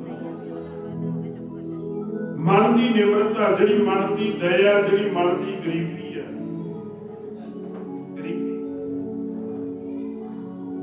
ਪੰਡਤ ਜੋਧ ਰਾਮ ਜੀ ਨੂੰ ਕਹਿਣ ਲੱਗਾ, ਗੁਰਸਿੱਖ ਪੰਡਤ ਜੀ ਬੜਾ ਭੈੜਾ ਰੋਗ ਲੱਗਿਆ ਹਉਮੈ ਦਾ, ਜੇ ਇਹਦਾ ਇਲਾਜ ਨਾ ਕਰਾਇਆ ਤੇ ਫਿਰ ਇਹਦਾ ਏਦਾਂ ਹੀ ਚੱਲੂਗਾ। ਇਤਿਹਾਸ ਵਿੱਚ ਬਹੁਤ ਸਾਰੀਆਂ ਇਹੋ ਜਿਹੀਆਂ ਸਾਡੇ ਕੋਲ ਉਦਾਹਰਨਾਂ ਨੇ। ਆਪਾਂ ਸੰਤੋਖੇ ਜੋਗੀ ਦਾ ਇਤਿਹਾਸ ਪੜ੍ਹਦੇ ਆ। ਸੰਤੋਖ ਸਰ ਸਰੋਵਰ ਬਣਿਆ ਹੋਇਆ ਨਾ, 5 ਸਰੋਵਰਾਂ ਦੇ ਵਿੱਚੋਂ ਇੱਕ ਦਾ ਨਾਂ ਸੰਤੋਖ ਸਰ ਹੈ। ਉਹਦਾ ਸੰਤੋਖ ਸਰ ਨਾਂ ਕਾਹਤੋਂ ਪਿਆ? ਕਿਉਂਕਿ ਉੱਥੋਂ ਇੱਕ ਜੋਗੀ ਨਿਕਲਿਆ ਸੀ। ਜਦੋਂ ਉਹਦੀ ਖੁਦਾਈ ਹੋਈ, ਉਹਨੂੰ ਪੱਟਿਆ, ਵਿੱਚੋਂ ਇੱਕ ਜੋਗੀ ਨਿਕਲਿਆ, ਜਿਹੜਾ ਪੱਥਰ ਦਾ ਮੱਠ ਬਣਿਆ ਸੀ, ਉਹਦੇ ਵਿੱਚ ਬੈਠਾ ਸੀ ਉਹ ਸਮਾਧੀ ਲਾ ਕੇ। ਜਦੋਂ ਉਹ ਜੋਗੀ ਨਿਕਲਿਆ ਤੇ ਸੇਵਾਦਾਰਾਂ ਨੇ ਗੁਰੂ ਅਰਜਨ ਦੇਵ ਮਹਾਰਾਜ ਸੱਚੇ ਪਾਤਸ਼ਾਹ ਨੂੰ ਬੇਨਤੀ ਕਰੀ, ਗੁਰੂ ਸਾਹਿਬ ਜੀ, ਮਹਾਰਾਜ ਜੀ ਇੱਕ ਜੋਗੀ ਨਿਕਲਿਆ ਸਮਾਧੀ 'ਚ ਬੈਠਾ। ਮਹਾਰਾਜ ਸੱਚੇ ਪਾਤਸ਼ਾਹ ਦੇ ਕੋਲ ਲਿਆਂਦਾ ਉਹਨੂੰ। ਜਦੋਂ ਲਿਆਂਦਾ ਤੇ ਉਹਦੀਆਂ ਤਲੀਆਂ ਚੱਸੀਆਂ, ਤੇ ਗੁਰੂ ਸਾਹਿਬ ਜੀ ਨੇ ਉਹਦੇ ਜਿਹੜੇ ਸਵਾਸ ਸੀ 10ਵੇਂ ਦੁਆਰ ਤੋਂ ਹੇਠਾਂ ਉਤਾਰੇ ਨੇ। 10ਵੇਂ ਦੁਆਰ ਜਦੋਂ ਸਵਾਸ ਉਤਾਰੇ, ਤੇ ਜਦੋਂ ਉਹਨੇ ਅੱਖਾਂ ਖੋਲੀਆਂ, ਉਹਦੇ ਅੱਖਾਂ ਦੇ ਜਿਹੜੇ ਭਰਵੱਟੇ ਸੀ ਲੰਬੇ ਸੀ ਬਹੁਤ। ਉਹਨੇ ਇੰਨਾ ਭਰਵੱਟੇ ਚੱਕ ਕੇ ਗੁਰੂ ਸਾਹਿਬ ਦੇ ਦਰਸ਼ਨ ਕੀਤੇ। ਜਦੋਂ ਦਰਸ਼ਨ ਕੀਤੇ, ਜਿਹੜੇ ਕੋਲ ਸੇਵਾਦਾਰ ਸੀ, ਉਹਨੇ ਪਹਿਲਾ ਸਵਾਲ ਇਹ ਕੀਤਾ, ਕਹਿੰਦਾ ਵੀ ਯੁੱਗ ਕਿਹੜਾ ਚੱਲ ਰਿਹਾ? ਕਿਉਂਕਿ ਨਾ ਉਹਨੂੰ ਦਿਨਾਂ ਦਾ ਪਤਾ, ਨਾ ਮਹੀਨੇ ਦਾ ਪਤਾ, ਨਾ ਸਾਲਾਂ ਦਾ ਪਤਾ, ਕਿਉਂਕਿ ਉਹਦੇ ਯੁੱਗ ਹੋ ਗਿਆ ਬੈਠੇ। ਕਹਿੰਦਾ ਯੁੱਗ ਕਿਹੜਾ ਚੱਲਦਾ? ਸੇਵਾਦਾਰ ਗੁਰੂ ਸਾਹਿਬ ਦੇ ਸਿੱਖ ਮਹਾਰਾਜ ਨੇ ਕਹਿਣ ਲੱਗੇ ਜੀ ਕਲ ਯੁੱਗ ਚੱਲਦਾ। ਉਹ ਕਹਿਣ ਲੱਗਾ ਮੈਂ ਸਤਿਯੁਗ ਦਾ ਬੈਠਾ। ਕੋ ਸਤਿਨਾਮ ਵਾਹਿਗੁਰੂ ਜੀ। ਕਹਿੰਦਾ ਮੈਂ ਸਤਿਯੁਗ ਦਾ ਬੈਠਾ। ਸਤਿਯੁਗ, ਤ੍ਰੇਤਾ, ਦੁਆਪਰ ਤੇ ਕਲਯੁਗ ਆ ਗਿਆ। 3 ਯੁੱਗ ਬੈਠਾ ਰਿਹਾ ਸਮਾਧੀ ਲਾ ਕੇ। 3 ਯੁੱਗ। ਕਹਿਣ ਲੱਗਾ ਕਲਯੁਗ ਦੇ ਵਿੱਚ ਗੁਰੂ ਨਾਨਕ ਅਵਤਾਰ ਆਉਣਾ ਸੀ। ਕਹਿੰਦੇ ਆਏ ਹੋਏ ਨੇ। ਇਸ ਵੇਲੇ ਧੰਨ ਗੁਰੂ ਅਰਜਨ ਦੇਵ ਮਹਾਰਾਜ ਸੱਚੇ ਪਾਤਸ਼ਾਹ, ਉਸ ਜੋਗੀ ਨੇ ਮਹਾਰਾਜ ਦੇ ਦਰਸ਼ਨ ਕੀਤੇ, ਨਮਸਕਾਰ ਕੀਤੀ, ਅੱਖਾਂ 'ਚ ਉਹਦੇ ਅਥਰੂ ਨੇ। ਤੇ ਉਹਨੇ ਗੁਰੂ ਸਾਹਿਬ ਨੂੰ ਬੇਨਤੀ ਪਤਾ ਕੀ ਕੀਤੀ? ਕਹਿਣ ਲੱਗਾ ਸਤਿਗੁਰੂ ਸੱਚੇ ਪਾਤਸ਼ਾਹ ਮੇਰੇ ਤੇ ਕਿਰਪਾ ਕਰੋ, ਮੇਰੇ ਤੇ ਬਖਸ਼ਿਸ਼ ਕਰੋ। ਮੈਂ ਬੈਠਾ ਸੀ, ਬੰਦਗੀ ਕਰਦਾ ਸੀ, ਕਾਹਦੇ ਵਾਸਤੇ? ਉਸ ਪ੍ਰਮਾਤਮਾ ਨੂੰ ਮਿਲਣ ਵਾਸਤੇ, ਪ੍ਰਮਾਤਮਾ ਦੇ ਮਿਲਾਪ ਵਾਸਤੇ ਬੰਦਗੀ ਕਰਦਾ ਸੀ, ਪਰ ਅਜੇ ਤੱਕ ਮਿਲਾਪ ਨਹੀਂ ਹੋਇਆ। ਤੁਸੀਂ ਕਿਰਪਾ ਕਰੋ। ਆਖੋ ਸਤਿਨਾਮ ਵਾਹਿਗੁਰੂ ਜੀ। 4 ਯੁੱਗ ਬੰਦਗੀ ਕੀਤੀ, ਕਹਿੰਦਾ ਮੈਨੂੰ ਰੱਬ ਨਹੀਂ ਮਿਲਿਆ, ਮਿਲਾਪ ਨਹੀਂ ਹੋਇਆ। ਆਪਾਂ 2 ਦਿਨ ਸੁਖਮਨੀ ਸਾਹਿਬ ਕਰ ਲਈਏ, ਤੀਜੇ ਦਿਨ ਕਹਿੰਦੇ ਆ ਰੱਬ ਪਤਾ ਨਹੀਂ ਕਿੱਥੇ ਆ, ਸੁਣਦਾ ਨਹੀਂ। ਆਖੋ ਸਤਿਨਾਮ ਵਾਹਿਗੁਰੂ। ਇੱਥੇ 4 ਯੁੱਗ ਹੋ ਗਏ ਬੰਦਗੀ ਕਰਦਿਆਂ ਨੂੰ। ਕਿਉਂ? ਕਿਉਂਕਿ ਪਿਆਰਿਓ ਜਿੰਨਾ ਚਿਰ ਕੋਈ ਰੋਗ ਲੱਗਿਆ ਹੋਇਆ, ਕੋਈ ਬਿਮਾਰੀ ਲੱਗੀ ਹੋਈ ਆ, ਉਹਦਾ ਪ੍ਰੋਪਰ ਇਲਾਜ ਨਹੀਂ ਹੁੰਦਾ, ਉਹਨਾਂ ਚਿਰ ਤੰਦਰੁਸਤ ਕਿਵੇਂ ਹੋ ਜਾਏਗਾ? ਜਦੋਂ ਬਿਮਾਰੀ ਲੱਗੀ ਹੈ, ਕਿਸੇ ਨੂੰ ਬਿਮਾਰੀ ਦਾ ਪਤਾ ਹੀ ਨਹੀਂ, ਉਹਦਾ ਇਲਾਜ ਹੀ ਨਹੀਂ ਹੁੰਦਾ, ਕਿਸੇ ਡਾਕਟਰ ਕੋਲੇ ਤੁਸੀਂ ਜਾਓ, ਉਹ ਦਵਾਈਆਂ ਦੇਈ ਜਾਂਦਾ, ਪਰ ਉਹਨੂੰ ਬਿਮਾਰੀ ਦਾ ਪਤਾ ਹੀ ਨਹੀਂ ਕਿ ਬਿਮਾਰੀ ਕੀ ਆ। ਫਿਰ ਆਰਾਮ ਥੋੜੀ ਆਉਣਾ। ਬਿਮਾਰੀ ਹੋਰ ਹੈ, ਰੋਗ ਹੋਰ ਹੈ, ਦਵਾਈ ਹੋਰ ਦੇ ਰਿਹਾ, ਇਲਾਜ ਕੀ ਹੋਣਾ, ਤੰਦਰੁਸਤ ਨਹੀਂ ਹੋਏਗਾ। ਇਹੀ ਕਾਰਨ ਹੈ ਕਿ ਜਿਹੜੀ ਬਿਮਾਰੀ ਹੋਵੇ ਉਹਦਾ ਇਲਾਜ ਹੋਣਾ ਚਾਹੀਦਾ, ਪਰ ਇਧਰ ਮੇਰਾ ਵੈਦ ਗੁਰੂ ਗੋਬਿੰਦਾ, ਇਹ ਤੋਂ ਵੱਡਾ ਵੈਦ ਕੋਈ ਨਹੀਂ। ਇਸੇ ਕਰਕੇ ਵੈਦ ਕਿਹਾ ਮਹਾਰਾਜ ਨੂੰ, ਕਿਉਂਕਿ ਉਹ ਲੋਕ ਜਿਨ੍ਹਾਂ ਦਾ ਇਲਾਜ ਕਿਤੇ ਨਹੀਂ, ਗੁਰੂ ਉਹਨਾਂ ਦਾ ਵੀ ਇਲਾਜ ਕਰਦਾ। ਸਤਿਨਾਮ ਵਾਹਿਗੁਰੂ ਜੀ, ਇਹਦਾ ਵੱਡਾ ਸਮਰੱਥ ਹੈ। ਹੁਣ ਜਿਸ ਵੇਲੇ ਉਹਨੇ ਬੇਨਤੀ ਕਰੀ, ਕਹਿੰਦਾ ਮਹਾਰਾਜ ਕਿਰਪਾ ਕਰੋ, ਤੇ ਗੁਰੂ ਸਾਹਿਬ ਜੀ ਨੇ ਪਤਾ ਕੀ ਆਖਿਆ ਉਸ ਜੋਗੀ ਨੂੰ? ਕਹਿੰਦੇ ਜੋਗੀਆ, 4 ਯੁੱਗ ਹੋ ਗਏ ਬੰਦਗੀ ਕਰਦੇ ਨੂੰ, ਭਗਤੀ ਕਰਦੇ ਨੂੰ। ਉਹ ਕਹਿੰਦੇ ਹਜੇ ਹਉਮੈ ਨਾਲ ਹੀ ਚੱਕੀ ਫਿਰਦਾ। ਕੋ ਸਤਿਨਾਮ। ਜਿੰਨਾ ਚਿਰ ਹਉਮੈ ਆ, ਭਾਵਾਂ ਦੀ ਲੱਖਾਂ ਯੁੱਗ ਬੰਦਗੀ ਕਰਦਾ ਰਹੇ, ਜਿੰਨਾ ਚਿਰ ਅੰਦਰੋਂ ਹਉਮੈ ਨਹੀਂ ਨਿਕਲਦੀ, ਉਹਨਾਂ ਚਿਰ ਮਿਲਣਾ ਨਹੀਂ ਉਹਨੇ। ਹਉਮੈ ਦਾ ਨਾਲ ਚੱਕੀ ਫਿਰਦਾ। ਕਿਉਂ? ਜਦੋਂ ਪਹਿਲਾ ਵਚਨ ਕੀਤਾ ਸੀ ਕਿਹੜਾ ਯੁੱਗ ਚੱਲਦਾ, ਜਦੋਂ ਸਿੱਖਾਂ ਨੇ ਆਖਿਆ ਕਲਯੁੱਗ ਚੱਲਦਾ, ਉਹਨੇ ਕੀ ਜਵਾਬ ਦਿੱਤਾ ਸੀ? ਕਹਿੰਦਾ ਮੈਂ ਸਤਿਯੁੱਗ ਦਾ ਬੈਠਾ, ਅਜੇ ਮੈਂ ਤੇ ਬੈਠਾ ਹੀ ਆ, ਹਜੇ ਹਉਮੈ ਤੇ ਹੈ ਨਾ, ਮੈਂ ਤੇ ਹੈ ਹੀ ਆ, ਅੰਦਰੋਂ ਖਤਮ ਨਹੀਂ ਹੋਈ, ਤੇ ਫਿਰ ਤੂੰ ਕਿੱਥੋਂ? जे मैं निकलेगी तू करता तू हुआ, मुझ में रहा ना हूँ, जब आपा पर का मिट गया जब देखा। गल फिर बन कहना महाराज सच्चे पातशाह हुण बीमारी च दसदी, हुण इहदा इलाज भी दसो भी ये हउमੈ निकलूगी किवें। धन बाबा ईश्वर सिंह जी महाराज दीवान विच ही बचन करिया करदे सी। इतिहास लिखते ने, पर एको साधु जिन्हां दा जीवन हुंदा प्यारे, वो बचन सिर्फ साधुआं दी संगत विचों सानूं मिल सकदे, वो आम नहीं मिलदे। ते बाबा जी बचन करदे सी, कहंदे फिर संतोखा जोगी कहंदा महाराज इहदा इलाज किद्दां होऊगा, की करना पਊ? फिर उस वेले गुरु साहब जी कहते जे इहदा इलाज करना फिर सेवा करनी पैनी। आखो सतनाम वाहिगुरू जी। सेवा करेगा अंदरों हउमੈ निकलती है। पढ़ दो बाणी च भी महाराज ने कहा, सतगुर की सेवा सफल है जे को करे चित लाए, मन चिंदिया फल पावना हउमੈ विचों जाए। कहते हउमੈ निकलदी सेवा करने नाल। जेड़ा बंदा सेवा नहीं करता ਉਹਦੇ ਅੰਦਰੋਂ ਹਉਮੈ ਕਦੇ ਨਹੀਂ ਜਾ ਸਕਦਾ। ਅੱਜ ਕਾਰਨ ਕੀ ਹੈ? ਅੱਜ ਹਰੇਕ ਬੰਦਾ ਕਹਿੰਦਾ ਜੋ ਕੁਝ ਮੈਂ ਆ। ਆਪਾਂ ਦੇਖਦੇ ਹੀ ਆ, ਜਿੱਥੇ ਮਰਜ਼ੀ ਚਲੇ ਜਾਓ ਕਹਿੰਦਾ ਮੈਂ ਆ ਜੋ ਕੁਝ ਹੈ। ਕਾਰਨ ਕੀ ਹੈ ਇਹਦਾ? ਕਿਉਂਕਿ ਸਾਡੇ ਕੋਲੇ ਸੇਵਾ ਨਹੀਂ ਰਹੀ ਆ। ਗੁਰੂ ਘਰਾਂ ਦੇ ਵਿੱਚ ਸੇਵਾ ਕਰਨ ਵਾਸਤੇ ਨਹੀਂ ਹੈ। ਹੁਣ ਤੇ ਆਟਾ ਗੁੰਨਣ ਵਾਲੀਆਂ ਮਸ਼ੀਨਾਂ ਆ ਗਈਆਂ, ਹੁਣ ਰੋਟੀਆਂ ਪਕਾਉਣ ਵਾਲੀਆਂ ਮਸ਼ੀਨਾਂ ਆ ਗਈਆਂ, ਹੁਣ ਭਾਂਡੇ ਬਰਤਨ ਮਾਂਜਣ ਵਾਲੀਆਂ ਮਸ਼ੀਨਾਂ ਆ ਗਈਆਂ। ਸਾਡੇ ਪੱਲੇ ਤੇ ਰਿਆਈ ਕਾਖੜੀਆਂ। ਸਤਿਨਾਮ ਵਾਹਿਗੁਰੂ। ਹੁਣ ਜੇ ਸੇਵਾ ਹੀ ਹੈ ਨਹੀਂ ਤੇ ਸੇਵਾ ਕਰਨੀ ਫਿਰ ਕਿੱਥੋਂ ਆਉਣੀ? ਸੇਵਾ ਕਰ ਹੀ ਨਹੀਂ ਸਕਦੇ। ਉਹ ਸੇਵਾ ਸਾਡੇ ਕੋਲੇ। ਯਾਦ ਰੱਖਿਓ, ਧੰਨ ਗੁਰੂ ਅਰਜਨ ਦੇਵ ਮਹਾਰਾਜ ਸੱਚੇ ਪਾਤਸ਼ਾਹ ਖੁਦ ਆਪ, ਇਤਿਹਾਸ ਪੜੋ ਗੁਰੂ ਸਾਹਿਬ ਦਾ, ਗੁਰੂ ਅਰਜਨ ਦੇਵ ਮਹਾਰਾਜ ਆਪ ਖੁਦ ਲੰਗਰ ਦੇ ਵਿੱਚ ਝੂਠੇ ਭਾਂਡੇ ਮਾਂਜਦੇ ਸੀ। ਆਖੋ ਸਤਿਨਾਮ ਵਾਹਿਗੁਰੂ। ਜਦੋਂ ਦੀਵਾਨ ਦੀ ਸਮਾਪਤੀ ਹੋ ਜਾਣੀ ਨਾ, ਰਾਤ ਨੂੰ ਜਾ ਕੇ ਮਹਾਰਾਜ ਨੇ ਲੰਗਰ ਚ ਝੂਠੇ ਭਾਂਡਿਆਂ ਦੀ ਸੇਵਾ ਕਰਨੀ।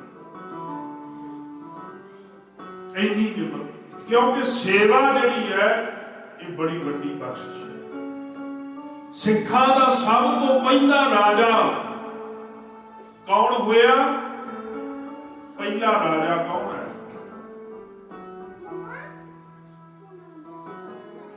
ਜਿਹਨੂੰ ਰਾਜਾ ਬਣਾਇਆ ਗਿਆ, ਜਿਹਨੂੰ ਨਵਾਬੀ ਦਿੱਤੀ ਗਈ, ਨਵਾਬ ਕਪੂਰ ਸਿੰਘ। ਨਵਾਬ ਕਪੂਰ ਸਿੰਘ ਨੂੰ ਪਿਆਰਿਓ ਨਵਾਬੀ ਦਿੱਤੀ ਗਈ, ਪਰ ਜਦੋਂ ਨਵਾਬੀ ਲੈ ਕੇ ਆਏ ਨਾ ਉਹਦੇ ਕੋਲੇ ਅਹਿਲਕਾਰ ਤੇ ਘੋੜਿਆਂ ਦੇ ਵਿੱਚ ਸੇਵਾ ਕਰ ਰਹੇ ਸੀ ਕਬੀਲੇ ਦੇ ਵਿੱਚ। ਸੇਵਾ ਕਰਦੇ ਆ, ਕਹਿੰਦੇ ਨਵਾਬੀ ਭੇਜੀ ਆ,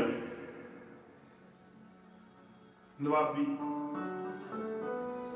ਤੇ ਉਹ ਕਹਿਣ ਲੱਗੇ ਮੈਨੂੰ ਨਵਾਬੀ ਦੀ ਲੋੜ ਨਹੀਂ, ਲੈ ਜਾਓ ਵਾਪਸ।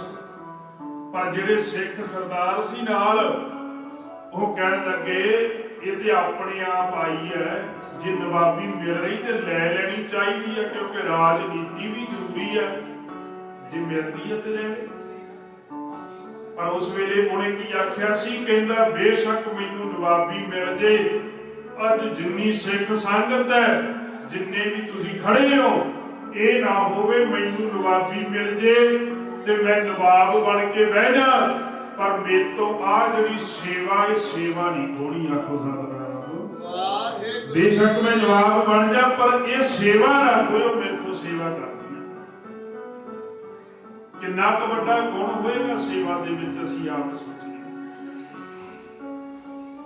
ਤੇ ਉਹ ਸੰਤੋਖੇ ਜੋਗੀ ਨੇ ਫਿਰ ਲੰਗਰ ਦੇ ਵਿੱਚ ਜਾ ਕੇ ਝੂਠੇ ਬਰਤਨਾਂ ਦੀ ਸੇਵਾ ਕੀਤੀ।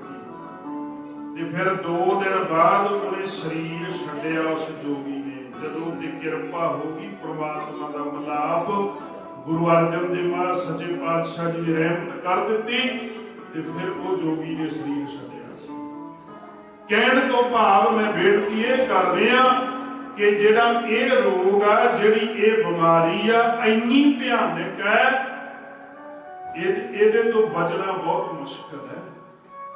ਜੇ ਇਹ ਬਿਮਾਰੀ ਰਹਿ ਗਈ ਤੇ ਕਦੇ ਪ੍ਰਮਾਤਮਾ ਦਾ ਮਿਲਾਪ ਨਹੀਂ ਹੋ ਸਕਦਾ, ਭਾਵੇਂ ਜਿੰਨੇ ਜਨਮ ਮਰਜੀ ਧਾਰ ਕੇ ਆਉਂਦਾ। ਜਿੰਨਾ ਚਿਰ ਅੰਦਰ ਨਿਮਰਤਾ ਨਹੀਂ, ਹਉਮੈ ਦਾ ਤਿਆਗ ਨਹੀਂ ਕਰਦਾ। ਗੁਰੂ ਸਾਹਿਬ ਜੀ ਨੇ ਇੱਕ ਬਚਨ ਕੀਤਾ ਬਾਣੀ ਦੇ ਵਿੱਚ, ਆਪਾਂ ਕਹਿੰਦੇ ਨੇ ਫਲਾਨਾ ਬੰਦਾ ਤਿਆਗੀ ਹੈ, ਉਹਦੇ ਵਰਗਾ ਤਿਆਗੀ ਕੋਈ ਨਹੀਂ ਹੈ, ਉਹਨੇ ਸਾਰਾ ਕੁਝ ਤਿਆਗ ਦਿੱਤਾ। ਪਰ ਗੁਰੂ ਸਾਹਿਬ ਜੀ ਕਿਹਨੂੰ ਤਿਆਗੀ ਮੰਨਦੇ ਨੇ? ਮਹਾਰਾਜ ਕਹਿੰਦੇ ਬਿਨ ਹਉ ਤਿਆਗ ਕਹਾਂ ਕੋ ਤਿਆਗੀ। ਉਹ ਕਹਿੰਦੇ ਜਿਹਨੇ ਹਉਮੈ ਨਹੀਂ ਤਿਆਗੀ, ਮੈਂ ਉਹਨੂੰ ਤਿਆਗੀ ਨਹੀਂ ਮੰਨਦਾ। ਕੋ ਸਤਿਨਾਮ। ਮੈਂ ਨਹੀਂ ਉਹਨੂੰ ਤਿਆਗੀ ਮੰਨਦਾ। ਜਿਹੜੇ ਬੰਦੇ ਨੇ ਹਉਮੈ ਨਹੀਂ ਤਿਆਗੀ, ਉਹ ਤਿਆਗੀ ਹੋ ਹੀ ਨਹੀਂ ਸਕਦਾ। ਉਹ ਨਹੀਂ ਤਿਆਗੀ ਹੋ ਸਕਦਾ। ਗੁਰੂ ਤੇਗ ਬਹਾਦਰ ਸਾਹਿਬ ਮਹਾਰਾਜ ਸੱਚੇ ਪਾਤਸ਼ਾਹ ਨੇ ਮਥੁਰਾ ਦੇ ਵਿੱਚ ਜਦੋਂ ਗੁਰੂ ਸਾਹਿਬ ਨੂੰ ਬੰਦੀ ਬਣਾ ਕੇ ਲਿਆਂਦਾ ਗਿਆ ਨਾ, ਗੁਰੂ ਤੇਗ ਬਹਾਦਰ ਸਾਹਿਬ ਮਹਾਰਾਜ ਨੂੰ ਆਗਰੇ ਗ੍ਰਿਫਤਾਰੀ ਦਿੱਤੀ ਸੀ ਮਹਾਰਾਜ ਨੇ, ਫਿਰ ਦਿੱਲੀ ਲਿਆਂਦਾ ਗਿਆ ਮਹਾਰਾਜ ਨੂੰ। ਰਾਜ ਪੰਡਤ ਮਿਲੇ, ਨਮਸਕਾਰ ਕੀਤੀ ਮਹਾਰਾਜ ਨੂੰ, ਕਹਿੰਦੇ ਮਹਾਰਾਜ ਸੱਚੇ ਪਾਤਸ਼ਾਹ ਕਿਰਪਾ ਕਰੋ, ਬਖਸ਼ਿਸ਼ ਕਰੋ ਸਾਡੇ ਤੇ, ਕੋਈ ਜੀਵਨ ਦੀ ਕੋਈ ਸੋਝੀ ਬਖਸ਼ੋ। ਤੇ ਗੁਰੂ ਸਾਹਿਬ ਜੀ ਨੇ ਉੱਥੇ ਫਿਰ ਸ਼ਬਦ ਉਚਾਰਨ ਕੀਤਾ ਸੀ, ਕਹਿੰਦੇ ਸਾਧੋ ਮਨ ਕਾ ਮਾਨ ਤਿਆਗੋ। ਮਹਾਰਾਜ ਕਹਿੰਦੇ ਜੇ ਕੁਝ ਪ੍ਰਾਪਤ ਕਰਨਾ ਚਾਹੁੰਦੇ ਹੋ ਤੇ ਮਨ ਦਾ ਮਾਣ ਤਿਆਗਣਾ ਪੈਣਾ। ਮਨ ਦਾ ਜਿੰਨਾ ਚਿਰ ਇਹ ਵੀ ਤਿਆਗਦੇ ਉਹਨਾਂ ਚਿਰ ਤੁਹਾਡੇ ਪੱਲੇ ਕੁਝ ਨਹੀਂ ਪੈਣਾ। ਇਹ ਗੁਰੂ ਤੇਗ ਬਹਾਦਰ ਸਾਹਿਬ ਮਹਾਰਾਜ ਸੱਚੇ ਪਾਤਸ਼ਾਹ ਦੇ ਵਿੱਚ। ਇੱਧਰ ਸਿੱਖ ਕਹਿੰਦਾ ਪੰਡਤ ਜੀ ਬਿਮਾਰੀ ਭੈੜੀ ਆ, ਇਹਦਾ ਇਲਾਜ, ਕਹਿੰਦੇ ਫਿਰ ਇਹਦਾ ਇਲਾਜ ਵੀ ਦੱਸ ਕਰਾਵਾਂ ਕਿੱਥੇ ਜਾ ਕੇ? ਜੇ ਤੈਨੂੰ ਪਤਾ ਹੀ ਲੱਗ ਗਿਆ ਹੁਣ ਦੱਸ ਤੇ ਸਹੀ। ਕਹਿੰਦੇ ਜੇ ਇਹਦਾ ਇਲਾਜ ਕਰਾਉਣਾ ਤੇ ਖਡੂਰ ਸਾਹਿਬ ਦੀ ਧਰਤੀ ਤੇ ਗੁਰੂ ਅੰਗਦ ਦੇਵ ਮਹਾਰਾਜ ਸੱਚੇ ਪਾਤਸ਼ਾਹ ਦੇ ਚਰਨਾਂ 'ਚ ਚਲਾ ਜਾਣਾ, ਉੱਥੇ ਇਹਦਾ ਇਲਾਜ ਹੋਵੇਗਾ। ਹੁਣ ਪੰਡਤ ਜੋਧ ਰਾਮ ਗੁਰੂ ਸਾਹਿਬ ਜੀ ਦੇ ਚਰਨਾਂ ਦੇ ਵਿੱਚ ਆਉਂਦਾ, ਖਡੂਰ ਸਾਹਿਬ ਦੀ ਧਰਤੀ। ਜਦੋਂ ਖਡੂਰ ਸਾਹਿਬ ਆਇਆ ਤੇ ਗੁਰੂ ਸਾਹਿਬ ਦਾ ਦਰਬਾਰ ਲੱਗਿਆ ਹੋਇਆ, ਦਰਬਾਰ ਲੱਗਿਆ, ਮਹਾਰਾਜ ਦਾ ਦਰਬਾਰ ਸਜਿਆ। ਮਹਾਰਾਜ ਜੀ ਸੋਹਣੇ ਆਪਣੇ ਸਿੰਘਾਸਨਾਂ ਤੇ ਬੈਠੇ ਨੇ, ਸੁਭਾਏਮਾਨ ਨੇ, ਤੇ ਸੰਗਤਾਂ ਜੁੜੀਆਂ ਹੋਈਆਂ ਨੇ, ਕੀਰਤਨ ਹੋ ਰਿਹਾ।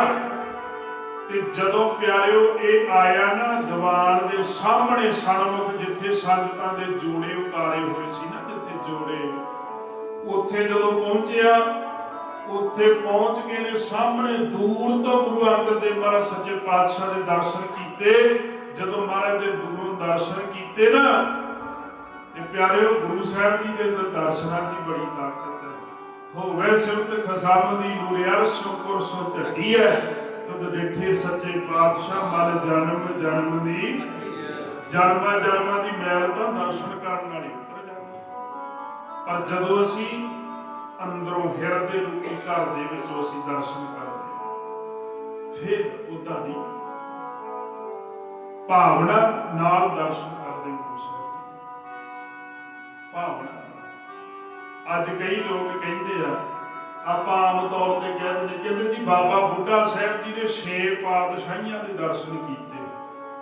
बाबा बुढ़ा साहब जी ने 6 पातशाह के दर्शन किए। सुथरे शाह होया सुथरे शाह ते प्यारिओ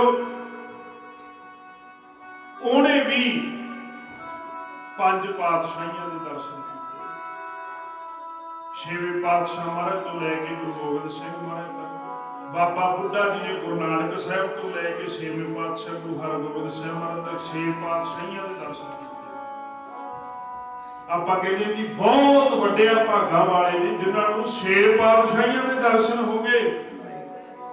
पर हुण इत्थे गल समझण वाली है, वो साडे ते इन्ने वड्डे भाग ने, इन्ने उत्तम भाग ने कि असी ते प्यारिओ 10 गुरुआं दे दर्शन कर रहे हैं। आखो सतनाम वाहिगुरू जी। 10 गुरुआं दे दर्शन धन गुरु ग्रंथ साहिब महाराज सच्चे पातशाह किड्डे वड्डे भाग ने साडे। पर गल ये आ भी गल समझण वाली उन्नी वड्डी भावना नहीं बनदी साडी। जे किते उन्नी वड्डी भावना बना लीए ते गल बन जाए। बाबा नानक सिंह जी ने बना ली भावना, भावना बन गई ते गुरु ग्रंथ साहिब महाराज जी दर्शन कर ले। पर जे भावना बने तो गल ताई बनती ना। जिन्हां ने भावना बना ली, जिन्हां ने श्रद्धा बना ली, उन्हां ते किरपा हो। इन्हें जदों दर्शन किए गुरु साहिब जी के दूरों ते प्यारे मन की अवस्था ही बदल गई। बस फिर अगे नहीं वध सकिया भी अगे जावा गुरु साहिब के कोले। उत्थे जोड़ियां च बह के ते संगत दे जोड़े झाड़न लग गया। सतनाम ते रसना ते बचन है महाराज सच्चे पातशाह। बस ऐसी कृपा कर दिओ। मैं ते भटकदा ही रह गया, मैं ते भुलिया ही गया, इन्ना समय इदां ही लंघ गया। हुण कृपा करो बख्शिश तेरे दरबार दी शोभा नित नित मैं गाई जावा।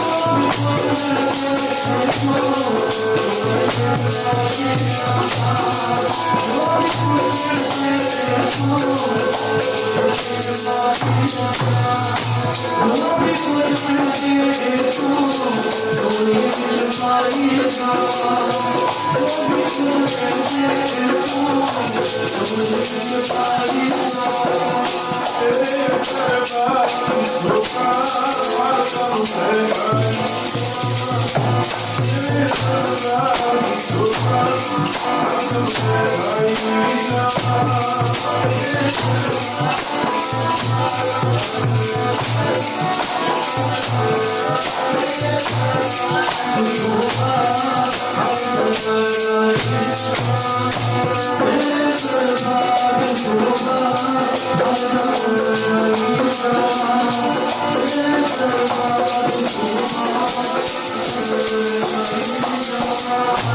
ਪਾਤਸ਼ਾਹ ਕਿਰਪਾ ਕਰੋ, ਤੁਹਾਡੇ ਦਰਬਾਰ ਦੀ ਸ਼ੋਭਾ ਮੈਂ ਕਰਦਾ ਰਹਾਂ, ਵਡਿਆਈ ਕਰਦਾ, ਮੇਰੇ ਤੇ ਕਿਰਪਾ ਕਰੋ। ਤੁਹਾਡੇ ਅਨਮੋਲ ਬਚਨ ਜਿਹੜੇ ਨੇ ਕਿਤੇ ਮੇਰੇ ਹਿਰਦੇ ਦੇ ਵਿੱਚ ਵਸ ਜਾ। ਗੁਰ ਕਾ ਬਚਨ ਵਸੇ ਨਾਲੇ, ਜਾਲੇ ਨੂੰ ਪੈ ਤਸਕਰ ਨਹੀਂ ਲੈਵੈ, ਭਾਰੇ ਨਾ ਸਕੈ ਜਾਲੇ, ਜਿਨ੍ਹਾਂ ਦੇ ਹਿਰਦੇ 'ਚ ਗੁਰੂ ਦਾ ਬਚਨ ਵਸ। ਤੇਰੇ ਦਰ ਦੇ ਵਿੱਚੋਂ ਜੋ ਵੀ ਕੁਝ ਪ੍ਰਾਪਤ ਹੁੰਦਾ, ਮੈਂ ਆਪਣੀ ਝੋਲੀ ਦੇ ਵਿੱਚ ਪਾਉਂਦਾ। ਝੋਲੀ ਦੇ ਵਿੱਚ ਜਿਹੜੀ ਗੁਰੂ ਸਾਹਿਬ ਜੀ ਦੀ ਬਖਸ਼ਿਸ਼ ਹੈ, ਜਿਹੜੇ ਗੁਰੂ ਸਾਹਿਬ ਜੀ ਦੇ ਬਚਨ ਹੈ, ਆਪਾਂ ਉਹ ਝੋਲੀ ਦੇ ਵਿੱਚ, ਉਹ ਝੋਲੀ ਦੇ ਵਿੱਚ।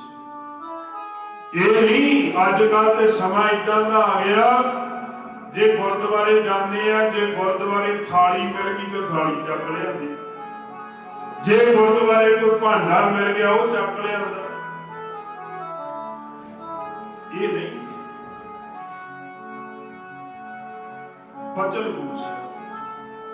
ਹੁਣ ਗੁਰਦੁਆਰਿਆਂ 'ਚ ਅੱਜ ਕੱਲ੍ਹ ਇਹੀ ਹਾਲ, ਮੈਂ ਹਮੇਸ਼ਾ ਬੇਨਤੀ ਕਰਦਾ ਹੁੰਦਾ ਕਿ ਆਪਾਂ ਕਹਿੰਦੇ ਗੁਰੂ ਸਾਹਿਬ ਜੀ ਦੇ ਜਿਹੜੇ ਬਚਨ ਹੈ ਉਹ ਅਸੀਂ ਹਿਰਦੇ ਦੇ ਵਿੱਚ ਵਸਾਉਣੇ ਆ, ਪਰ ਅੱਜ ਕੱਲ ਹਾਲ ਜਿਹੜਾ ਉਹ ਉਲਟ ਹੋਇਆ ਪਿਆ, ਬਿਲਕੁਲ ਉਲਟ।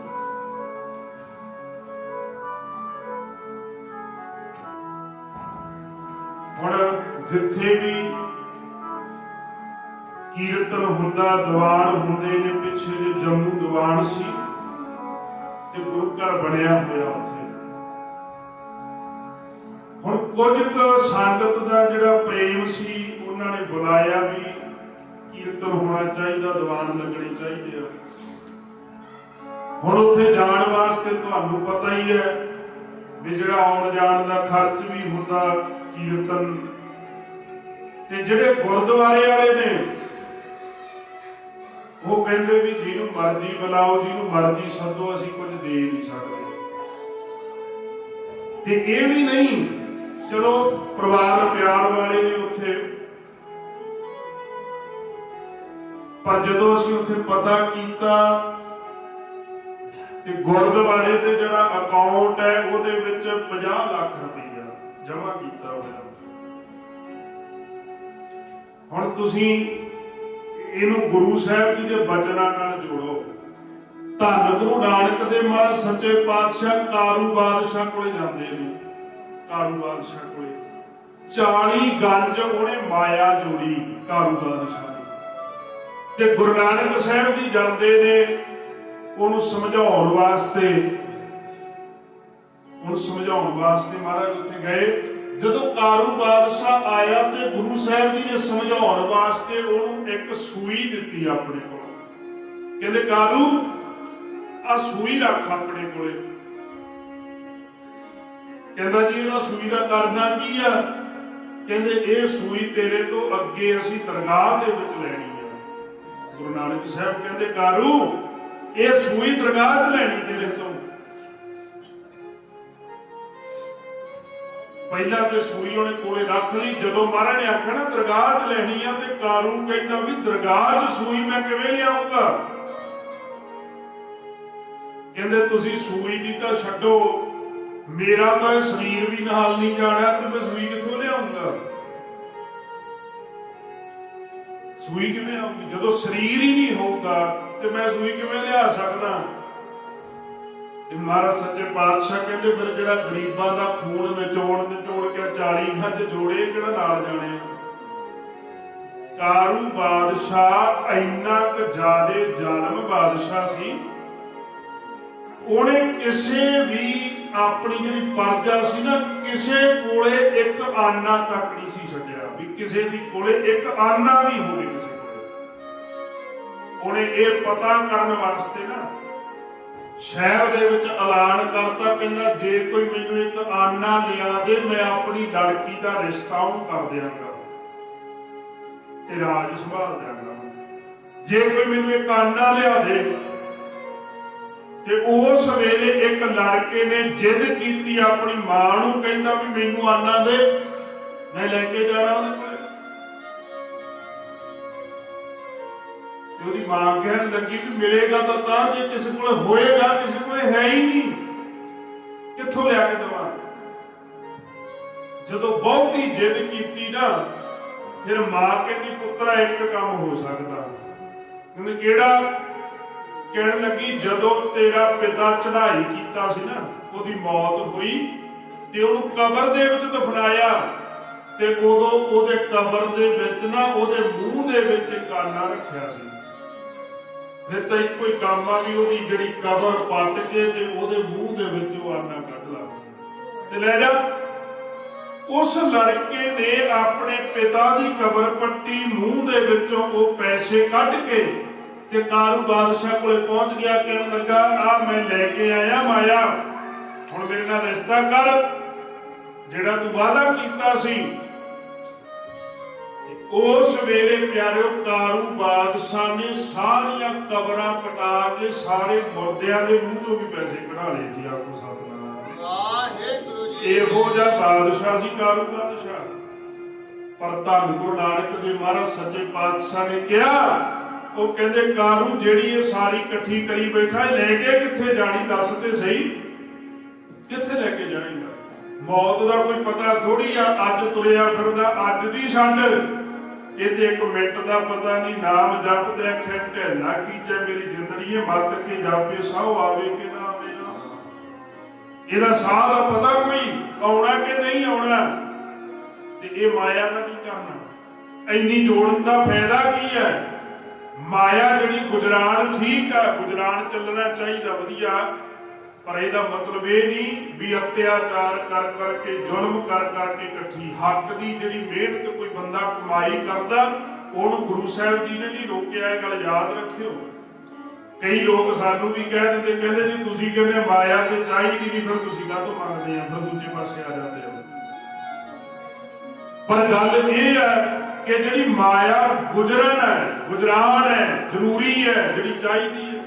ਗੁਰੂ ਸਾਹਿਬ ਦੀ ਬਾਣੀ ਚ ਕਹਿੰਦੇ ਨੇ, ਕਹਿੰਦੇ ਉਦਮ ਕਰਿੰਦੇ ਆ ਜੀਓ ਤੂੰ ਕਮਾਉਂਦੇ ਆ ਸੁਖ ਪੁਰਚ। ਕਹਿੰਦੇ ਉਦਮ ਕਰ, ਕਮਾਈ ਕਰ, ਸੁਖ ਲੈ, ਤੈਨੂੰ ਮੈਂ ਰੋਕਿਆ ਨਹੀਂ, ਪਰ ਹਾਂ ਜ਼ੁਲਮ ਨਾ ਕਰੀ, ਮਾੜਾ ਨਾ ਕਰੀ, ਕੋਈ ਗੁਨਾਹ ਨਾ ਕਰੀ। ਇਹ ਨਾ ਹੋਵੇ ਮਾਇਆ ਵਾਸਤੇ ਤੂੰ ਕਿਸੇ ਗਰੀਬ ਤੇ ਮਾਰ ਕਰੇ, ਕਿਸੇ ਗਰੀਬ ਤੇ ਜ਼ੁਲਮ ਕਰੇ, ਇਹ ਨਹੀਂ ਹੋ ਸਕਦਾ। ਅੱਜ ਵੀ ਆਪਾਂ ਦੇਖਦੇ ਆ ਨਾ, ਤੁਸੀਂ ਮੌਲਾਂ ਦੇ ਵਿੱਚ ਜਾਂਦੇ ਹੋ, ਵੱਡੇ ਵੱਡੇ ਮੌਲ ਬਣੇ ਨੇ, ਵੱਡੇ ਵੱਡੇ ਰਿਲਾਇੰਸ ਵਰਗੀਆਂ ਕੰਪਨੀਆਂ, ਉੱਥੇ ਜਾਂਦੇ ਹੋ ਨਾ ਵੱਡੀਆਂ ਵੱਡੀਆਂ, ਤੇ ਉੱਥੇ ਉਹਨਾਂ ਦਾ ਰੇਟ ਲਿਖ ਕੇ ਲਾਇਆ ਹੁੰਦਾ ਵੀ ਆਹ ਚੀਜ਼ 2000 ਦੀ ਹੈ, 2000 ਦੀ ਹੈ, ਤੇ ਤੁਸੀਂ ਬੜੇ ਮਾਣ ਨਾਲ ਤੇ ਉੱਥੇ ਬੋਲ ਸਕਦੇ ਵੀ ਘੱਟ ਕਰੋ ਰੁਪਈਆ ਨਾ ਵੱਧ, ਕੁਛ ਨਹੀਂ ਕਹਿ ਸਕਦੇ ਨਾ। ਚੁੱਪ ਕਰਕੇ ਜੇ 2000 ਦੀ ਚੀਜ਼ 2000 ਫੜਾ ਕੇ ਤੇ ਚੀਜ਼ ਚੱਕ ਲਿਆਉਣੀ। ਪਰ ਉੱਥੇ ਕਈ ਗਰੀਬ ਰਕਸ਼ੇ ਵਾਲਾ ਹੋਵੇ, 4 ਕਿਲੋਮੀਟਰ ਖਿੱਚ ਕੇ ਲਗਿਆ, ਉਹਦੇ ਨਾਲ 5 ਰੁਪਈਆ ਪਿੱਛੇ ਲੜੀ ਜਾਣਗੇ। ਵਾਹਿਗੁਰੂ ਜੀ। ਏਦਾਂ ਦਾ ਸਾਡਾ ਸਿਸਟਮ ਹੈ। ਸਬਜ਼ੀ ਵਾਲੇ ਨਾਲ 2 ਰੁਪਈਆ ਪਿੱਛੇ ਅਸੀਂ ਲੜ ਪੈਂਦੇ ਆ, ਪਰ ਉੱਥੇ ਨਹੀਂ ਬੋਲਦੇ। ਉਹਦੇ ਪਹਿਲਾਂ ਹੀ ਬਥੇਰੇ ਰੱਜੇ ਨੇ, ਉੱਥੇ ਨਹੀਂ ਬੋਲਦੇ, ਪਰ ਗਰੀਬ ਨਾਲ ਬੋਲਦੇ ਅਸੀਂ, ਕਿਉਂਕਿ ਸਾਡਾ ਸੁਭਾਅ, ਅਸੀਂ ਜ਼ੁਲਮ ਗਰੀਬ ਤੇ ਹੀ ਕਰ ਸਕਦੇ ਆ, ਅਮੀਰ ਤੇ ਨਹੀਂ ਕਰਦੇ। ਪਰ ਗੁਰੂ ਸਾਹਿਬ ਕਹਿੰਦੇ ਨੇ, ਕਹਿੰਦੇ ਗਰੀਬ ਤੇ ਕਦੇ ਜ਼ੁਲਮ ਨਾ ਕਰੋ। ਜੋ ਕਿਸੇ ਦੀ ਮਿਹਨਤ ਹੈ, ਜੇ ਕੋਈ ਕੰਮ ਕਰਦਾ, ਜੋ ਵੀ ਮਿਹਨਤ ਹੈ, ਉਹਦੀ ਮਿਹਨਤ ਦੇਣੀ ਚਾਹੀਦੀ ਹੈ, ਕਿਸੇ ਦਾ ਹੱਕ ਕਦੇ ਨਹੀਂ ਰੱਖਣਾ ਚਾਹੀਦਾ। ਇਹ ਗੱਲ ਹਮੇਸ਼ਾ ਯਾਦ ਰੱਖਿਓ। ਮਾਰੇ ਕਹਿੰਦੇ ਨਹੀਂ, ਹੱਕ ਨਹੀਂ ਕਿਸੇ ਦਾ ਰੱਖਣਾ। ਸੋ ਮੈਂ ਬੇਨਤੀ ਕਰ ਰਿਹਾ ਸੀ, ਕਾਰੂ ਬਾਦਸ਼ਾਹ ਨੂੰ ਗੁਰੂ ਸਾਹਿਬ ਜੀ ਨੇ ਸਮਝਾਇਆ,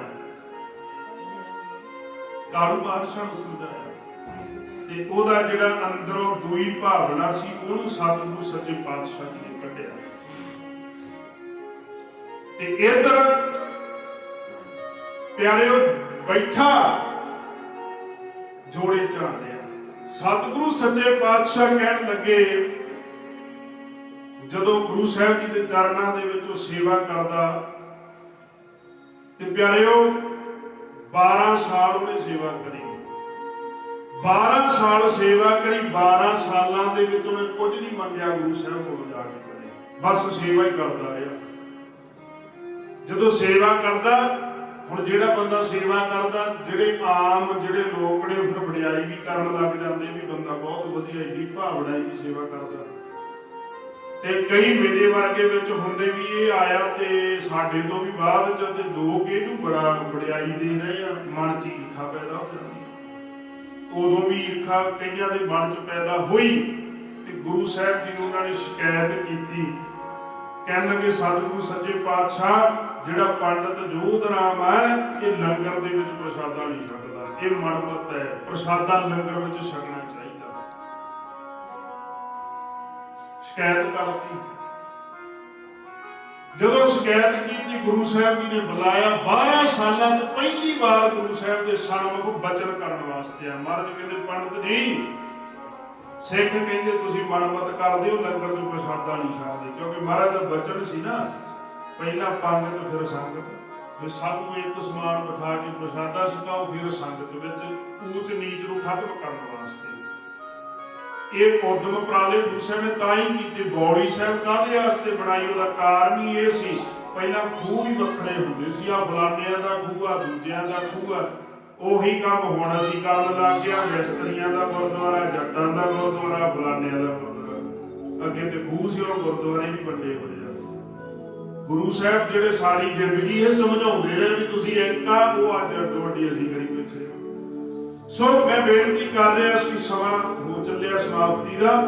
ਤੇ ਜਦੋਂ ਪੰਡਤ ਜੋਧ ਰਾਮ ਨੂੰ ਆਖਿਆ, ਕਹਿੰਦਾ ਤੂੰ ਮਨਮਤ ਕਰਦਾ, ਕਹਿੰਦਾ ਮਹਾਰਾਜ ਪਹਿਲੀ ਬੇਨਤੀ ਮੇਰੀ ਇਹ ਵੀ ਮੈਨੂੰ ਇਹ ਨਹੀਂ ਪਤਾ ਗੁਰਮਤ ਕੀ ਹੁੰਦੀ ਆ ਤੇ ਮਨਮਤ ਕੀ ਹੁੰਦੀ, ਮੈਂ ਅਣਜਾਣ ਆ, ਮੈਨੂੰ ਨਹੀਂ ਪਤਾ ਇਸ ਗੱਲ ਦਾ, ਮੈਨੂੰ ਨਹੀਂ ਪਤਾ ਇਸ ਗੱਲ ਦਾ। ਤੇ ਮਹਾਰਾਜ ਜੇ ਕੋਈ ਮੇਰੇ ਤੋਂ ਗਲਤੀ ਹੋ ਵੀ ਗਈ ਆ ਤੇ ਮੈਂ ਗਲਤੀ ਮੰਨਣ ਨੂੰ ਤਿਆਰ ਆ, ਮੈਂ ਤੇ ਅਣਜਾਣ ਆ, ਮੈਂ ਤੇ ਭੁੱਲਣਹਾਰ ਆ, ਮੇਰੇ ਤੇ ਕਿਰਪਾ ਕਰੋ। ਮਹਾਰਾਜ ਕਹਿੰਦੇ ਦੱਸੋ ਭਾਈ ਕੀ ਇਹਨੇ ਗਲਤੀ ਕੀ? ਮਨਮਤ ਕਹਿੰਦੇ ਮਹਾਰਾਜ ਪ੍ਰਸ਼ਾਦਾ ਨਹੀਂ ਛਕਦਾ ਲੰਗਰ ਚੋਂ। ਤੇ ਪੰਡਤ ਜੋਧ ਰਾਮ ਕਹਿਣ ਲੱਗਾ ਮਹਾਰਾਜ ਪ੍ਰਸ਼ਾਦਾ ਮੈਂ ਲੰਗਰ ਚੋਂ ਹੀ ਛਕਦਾ, ਕਿਉਂਕਿ ਉਹਨਾਂ ਨੇ ਦੇਖਿਆ ਨਹੀਂ ਸੀ ਕਦੇ। ਦੇਖਣ ਤੇ ਤਾਂ ਜਿਹੜਾ ਉਹ ਸੇਵਾ ਕਰਦਾ ਦੇਖੂਗਾ ਤਾਂ ਜੇ ਉਹ ਜਾਗਦਾ ਰਹੂਗਾ। ਜੇ ਪਹਿਲੇ ਪ੍ਰਸ਼ਾਦਾ ਛਕ ਕੇ ਸੌ ਗਿਆ ਉਹਨੇ ਕੀ ਦੇਖਣਾ ਸੀ? ਕਹਿੰਦਾ ਮਹਾਰਾਜ ਪ੍ਰਸ਼ਾਦਾ ਲੰਗਰ ਚੋਂ ਹੀ ਛਕਦਾ। ਮਹਾਰਾਜ ਕਹਿੰਦੇ ਫਿਰ ਇਹ ਕਹਿੰਦੇ ਨਹੀਂ ਛਕਦਾ, ਕਹਿੰਦਾ ਮਹਾਰਾਜ ਮੈਂ ਦੱਸਣਾ ਤੇ ਨਹੀਂ ਸੀ ਚਾਹੁੰਦਾ, ਪਰ ਹੁਣ ਜੇ ਆਪ ਜੀ ਨੇ ਬਚਨ ਕੀਤਾ ਮੈਨੂੰ ਸੱਚ ਵੀ ਤੇ ਦੱਸਣਾ ਚਾਹੀਦਾ। ਮਹਾਰਾਜ ਜਦੋਂ ਮੈਂ ਆਇਆ ਸੀ ਨਾ ਇੱਥੇ ਤੇ ਉਸ ਵੇਲੇ ਮੈਂ 1-2 ਦਿਨ ਜਦੋਂ ਦੀਵਾਨ ਦੀ ਸਮਾਪਤੀ ਹੋਣੀ, ਮੈਂ ਦਰਿਆ ਝਾੜ ਕੇ ਪਾਣੀ ਛਿੜਕ ਕੇ, ਕੱਚਾ ਥਾਂ ਹੁੰਦਾ ਸੀ ਉਦੋਂ, ਪਾਣੀ ਛਿੜਕ ਕੇ ਜਦੋਂ ਨੂੰ ਮੈਂ ਲੰਗਰ 'ਚ ਗਿਆ ਤੇ ਉਸ ਵੇਲੇ ਜਿਹੜਾ ਲੰਗਰ ਦੇ ਲਾਂਗਰੀ ਸਿੰਘ ਸੀ ਉਹ ਆਰਾਮ ਕਰ ਰਹੇ ਸੀ। ਤੇ ਮੈਂ ਚੰਗਾ ਨਹੀਂ ਸਮਝਿਆ ਵੀ ਮੈਂ ਇਹਨਾਂ ਨੂੰ ਉਠਾਵਾਂ ਪ੍ਰਸ਼ਾਦਾ ਛਕਣ ਵਾਸਤੇ, ਕਿਉਂ ਗੁਰੂ ਸਾਹਿਬ ਦਾ ਹੁਕਮ ਸੀ, ਲੰਗਰ ਦੀ ਜਿਹੜੀ ਮਰਜ਼ਾਦਾ ਗੁਰੂ ਸਾਹਿਬ ਦੇ ਵੇਲੇ ਦੀ ਆ, ਮਰਦ ਦਾ ਹੁਕਮ ਸੀ। ਸਮਾਂ ਸੀ ਜਦੋਂ ਦੀਵਾਨ ਚੱਲਣਾ, ਲੰਗਰ ਜਿਹੜਾ ਤਾਜ਼ਾ ਬਣਾਇਆ ਜਾਂਦਾ ਸੀ, ਤਾਜ਼ਾ ਬਣਾ ਕੇ ਸੰਗਤ ਨੂੰ ਪ੍ਰਸ਼ਾਦਾ ਛਕਾਇਆ ਜਾਂਦਾ ਸੀ। ਜਦੋਂ ਸਾਰੀ ਸੰਗਤ ਪ੍ਰਸ਼ਾਦਾ ਛਕ ਲੈਂਦੀ ਸੀ, ਜਿਹੜਾ ਪ੍ਰਸ਼ਾਦਾ ਵੱਧ ਜਾਂਦਾ ਸੀ ਉਹ ਪਿਆਰਿਓ ਦਰਿਆ ਦੇ ਵਿੱਚ ਪਾ ਦਿੱਤਾ ਜਾਂਦਾ ਸੀ ਤੇ ਸਾਰੇ ਬਰਤਨ ਸਾਫ਼ ਕਰਕੇ ਰਾਤ ਨੂੰ ਰੱਖੇ ਜਾਂਦੇ ਸੀ। ਕੋਈ ਪ੍ਰਸ਼ਾਦਾ ਰੱਖਿਆ ਨਹੀਂ ਸੀ ਜਾਂਦਾ, ਸਵੇਰੇ ਤਾਜ਼ਾ ਪ੍ਰਸ਼ਾਦਾ ਬਣਾਇਆ ਜਾਂਦਾ ਸੀ। ਇਹ ਮਰਜ਼ਾਦਾ ਸੀ। ਕਹਿੰਦਾ ਮਹਾਰਾਜ ਲਾਂਗਰੀ ਵੀ ਆਰਾਮ ਕਰ ਰਹੇ ਸੀ, ਹੋ ਸਕਦਾ ਮੈਨੂੰ ਪ੍ਰਸ਼ਾਦਾ ਮਿਲ ਜਾਂਦਾ, ਪਰ ਉਹ ਆਰਾਮ ਕਰ ਰਹੇ ਸੀ, ਮੈਂ ਆਪਣੇ ਵਾਸਤੇ ਉਹਨਾਂ ਨੂੰ ਥੋੜੀ ਖਵਾਉਣਾ ਸੀ, ਉਹਨਾਂ ਨੇ ਅੰਮ੍ਰਿਤ ਵੇਲੇ ਫਿਰ ਜਾਗਣਾ ਸੀ। ਫਿਰ ਮੈਂ ਕੀ ਕੀਤਾ ਕਿ ਮੈਂ ਇੱਕ ਜਗ੍ਹਾ ਬਣਾਈ, ਜਦੋਂ ਸੰਗਤ ਪ੍ਰਸ਼ਾਦਾ ਛਕ ਲੈਂਦੀ ਹੈ, ਛਕ ਕੇ ਤੇ ਝੂਠੇ ਜਿਹੜੇ ਭਾਂਡੇ ਨੇ, ਬਰਤਨ ਨੇ, ਮੈਂ ਇੱਕ ਜਗ੍ਹਾ ਤੇ ਰਖਾ ਲੈਂਦਾ ਸੀ, ਕਿਉਂਕਿ ਬਰਤਨਾਂ ਦੀ ਸੇਵਾ ਕਰਨੀ ਹੁੰਦੀ ਸੀ। ਤੇ ਮੈਂ ਜਦੋਂ ਬਰਤਨਾਂ ਦੀ ਸੇਵਾ ਕਰਨੀ, ਉਹ ਜਿਹੜੇ ਸੰਗਤ ਦੇ ਝੂਠੇ ਭਾਂਡੇ, ਉਹਨਾਂ 'ਚ ਕਿਸੇ 'ਚ ਥੋੜੀ ਜਿਹੀ ਸਬਜ਼ੀ, ਕਿਸੇ 'ਚ ਥੋੜਾ ਜਿਹਾ ਪ੍ਰਸ਼ਾਦਾ, ਕਿਸੇ 'ਚ ਥੋੜੇ ਜਿਹੇ ਚੌਲ, ਮੈਂ ਉਹ ਇਕੱਠਾ ਕਰਕੇ ਜਿਹੜਾ ਸੰਗਤ ਦਾ ਸੀਤ ਪ੍ਰਸ਼ਾਦ ਛਕਦਾ, ਉਹ ਸਤਿਨਾਮ ਮੈਂ ਉਹ ਪ੍ਰਸ਼ਾਦ ਛਕਦਾ, ਸੰਗਤ ਦਾ ਸੀਤ ਪ੍ਰਸ਼ਾਦ। ਜਿਹੜੇ ਆਏ ਸੀ ਈਰਖਾਵਾਦੀ, ਉਹਨਾਂ ਦੀਆਂ ਨੀਵੀਆਂ ਪੈ ਗਈਆਂ, ਚਲੇ ਗਏ। पर गुरु साहब जी ने आख्या पंडित जोध राम जी को कहन लगे पंडित जी गल तुहाडी ठीक आ, असीं मन लैंदे आ भी तुसीं प्रसादा छकदे रहे हो, पर असल विच कारण दसो कि तुसीं छकदे क्यों रहे हो। पहला प्रसादा छक के सेवा बाद च भी हो सकदी है, तुसीं झूठा ही प्रसाद क्यों छकदे रहे हो। ਇਹਦਾ महाराज सच्चे पातशाह तुसीं ते घटा घटा दियां जानन वाले हो। महाराज सच्चे पातशाह मेरे अंदर होमे सी, मैं होमे दा भरिया सी, मैनू माण सी, मैं इशनान करके किसी नाल टच नहीं सी हुंदा ते मैं दूजियां नूं नीवें समझदा सी, अंदर होमे सी ते मैं मन दे विच निमरता लियाउण वास्ते कि जे इहदे विच निमरता लियाउणी है ते संगतां दा जिहड़ा झूठा सीत प्रसाद है ਇਹਨੂੰ ਛਕਾਇਆ ਜਾਵੇ ਤਾਂ ਕਿ ਮਨ ਦੇ ਅੰਦਰ ਜਿਹੜੀ ਨਿਮਰਤਾ ਉਹ ਭਰੀ ਜਾਵੇ, ਅੰਦਰੋਂ ਹਉਮੈ ਨਿਕਲ ਜਾਵੇ, ਮਨ ਦਾ ਮਾਣ ਟੁੱਟ ਜਾਵੇ। ਮੈਂ ਤੇ ਗਰੀਬੀ ਦਾਵੇ ਸੰਗਤਾਂ ਦੇ ਝੂਠੇ ਬਰਤਨਾਂ ਚੋਂ ਪ੍ਰਸਾਦ ਛਕਦਾ। ਮਹਾਰਾਜ ਸੱਚੇ ਪਾਤਸ਼ਾਹ ਨੇ ਪੰਡਿਤ ਜੋਧ ਰਾਮ ਤੇ ਬਖਸ਼ਿਸ਼ ਕੀਤੀ। ਸੋ ਕਹਿਣ ਤੋਂ ਭਾਵ ਕਿ ਜਿਹੜੀ ਹਉਮੈ ਆ ਪਿਆਰਿਓ ਇਹ ਬੜਾ ਵੱਡਾ ਰੋਗ ਹੈ, ਪਰ ਗੁਰੂ ਸਾਹਿਬ ਦੀ ਕਿਰਪਾ ਹੋ ਜੇ ਸੰਗਤ ਵਿੱਚ ਆਣ ਕੇ ਇਹ ਰੋਗ ਕੱਟਿਆ ਜਾਂਦਾ। ਪਰ ਯਾਦ ਰੱਖਿਓ ਜਦੋਂ ਅਸੀਂ ਕਿਸੇ ਦੀ ਸੰਗਤ ਕਰਦੇ ਆ ਫੇਰ ਸਾਨੂੰ ਇਹਦਾ ਪਤਾ ਲੱਗਦਾ, ਸੰਗਤ ਕੀਤੇ ਪਤਾ ਲੱਗਦਾ। ਜਿੰਨਾ ਚਿਰ ਸੰਗਤ ਕਰਦੇ ਨਹੀਂ ਉਹਨਾਂ ਚਿਰ ਗੱਲ ਨਹੀਂ ਬਣਦੀ। ਬਾਬਾ ਆਨੰਦ ਸਿੰਘ ਜੀ ਕੋਲੇ ਜਦੋਂ ਕਿਸੇ ਨੇ ਆਉਣਾ ਬਾਬਾ ਜੀ ਨੇ ਇੱਕਦਮ ਪਿੱਛੇ ਪੈ ਜਾਣਾ, ਇੱਕਦਮ ਪਿੱਛੇ। ਹੁਣ ਜਿਹੜਾ ਤੇ ਹੁੰਦਾ ਸੀ ਉਦਾਂ ਦਾ ਵੀ ਅੰਦਰ ਹੋਵੇ ਭਰੀ ਆਕੜ ਦਾ ਭਰਿਆ, ਉਹਨੇ ਕਹਿਣਾ ਛੱਡੋ ਖਹਿੜਾ, ਅਸੀਂ ਸਾਹਿਬ ਤੋਂ ਕੀ ਲੈਣਾ, ਚੱਲੀਏ। ਜੇ ਬਾਬਾ ਜੀ ਦਾ ਪਹਿਲਾਂ ਚਾਹੁੰਦੇ ਸੀ ਕਿ ਜਾਵੇ, ਕਿਉਂਕਿ ਉਹਨਾਂ ਨੂੰ ਥੋੜੀ ਲੋੜ ਹੈ ਕਿਸੇ ਤਾਈਂ, ਉਹਨਾਂ ਨੇ ਨਹੀਂ। ਜੇ ਆਪਾਂ ਕਹੀਏ ਗੁਰੂ ਸਾਹਿਬ ਨੂੰ ਸਾਡੀ ਲੋੜ ਹੈ, ਨਹੀਂ, ਸਾਨੂੰ ਗੁਰੂ ਸਾਹਿਬ ਦੀ ਲੋੜ ਹੈ। ਏਦਾਂ ਜਿਵੇਂ ਗੇਂਦ ਮਾਰੀ ਦੀ ਨਾ ਕੰਧ ਵਿੱਚ ਤੇ ਵਾਪਸ ਮੁੜਿਆ ਹੁੰਦੀ ਆ, ਬਾਬਾ ਜੀ ਕੇਰਾ ਏਦਾਂ ਹੀ ਮਾਰਦੇ ਸੀ। ਜਿਹਦੇ ਅੰਦਰ ਪਿਆਰ ਹੁੰਦਾ ਸੀ ਉਹ ਤੇ ਮੁੜਿਆ ਹੁੰਦਾ ਸੀ, ਤੇ ਜਿਹੜੇ ਅੰਦਰ ਹਉਮੈ ਹੁੰਦੀ ਸੀ ਉਹ ਨਿਕਲ ਜਾਂਦਾ ਸੀ ਪਾਸੇ, ਤੇ ਜਾਂ ਉਹਦੀ ਹਉਮੈ ਨਿਕਲ ਜਾਂਦੀ ਸੀ। ਇੱਕੋ ਹੀ ਗੱਲ। ਸੋ ਕਹਿਣ ਤੋਂ ਭਾਵ ਰੱਬ ਦੇ ਪਿਆਰਿਆਂ ਦੀ ਸੰਗਤ ਦਾ ਇਹ ਜਿਹੜਾ ਮਹੱਤਵ ਹੈ, ਜਿਹੜਾ ਫਲ ਹੈ, ਪੰਡਿਤ ਜੋਧ ਰਾਮ ਨੂੰ ਗੁਰਸਿੱਖ ਦਾ ਮਿਲਾਪ ਹੋਇਆ ਤੇ ਜੀਵਨ ਬਦਲ ਗਿਆ। ਸੋ ਗੁਰੂ ਸਾਹਿਬ ਕਿਰਪਾ ਰਹਿਮਤ ਕਰਨ ਬਖਸ਼ਿਸ਼ ਕਰਨ। ਇਸ ਪਰਿਵਾਰ ਤੇ ਗੁਰੂ ਸਾਹਿਬ ਦੀ ਕਿਰਪਾ ਹੈ, ਬਖਸ਼ਿਸ਼ ਹੈ। ਸਰਦਾਰ ਸਰਬੰਦ ਸਿੰਘ ਜੀ ਬਾਬਾ ਜੀ ਦੇ ਘਰ ਸੇਵਾ ਕਰਦੇ ਨੇ। ਤੇ ਪਿਆਰਿਓ ਤਾਈ ਜਿਹੜੇ ਰੰਗ ਭਾਗ ਲੱਗੇ ਹੋਏ ਨੇ, ਸਵਾਓ ਬੇਨਤੀ ਪ੍ਰਵਾਨ ਕਰੋ। ਕੱਲ ਨੂੰ ਫੇਰ ਇਸੇ ਤਰ੍ਹਾਂ ਹੀ ਹਾਜ਼ਰੀਆਂ ਭਰਨੀਆਂ ਪੁੱਤਲੇ ਨੇ 5:30 ਤੋਂ 6:30 ਵਜੇ ਤੱਕ ਆਸਾ ਦੀ ਵਾਰ ਦੇ ਕੀਰਤਨ, ਸ਼ਾਮ ਨੂੰ ਫੇਰ ਇਸੇ ਤਰ੍ਹਾਂ ਹੀ। ਤੇ ਵੱਧ ਤੋਂ ਵੱਧ ਸੰਗਤਾਂ ਪਹੁੰਚ ਕੇ ਲਾਹਾ ਪ੍ਰਾਪਤ ਕਰੋ। ਹੋਈਆਂ ਬੇਅੰਤ ਲੋਕਾਂ ਦੀ ਸਾਰੀਆਂ ਸੰਗਤਾਂ ਦਾ ਧੰਨਵਾਦ।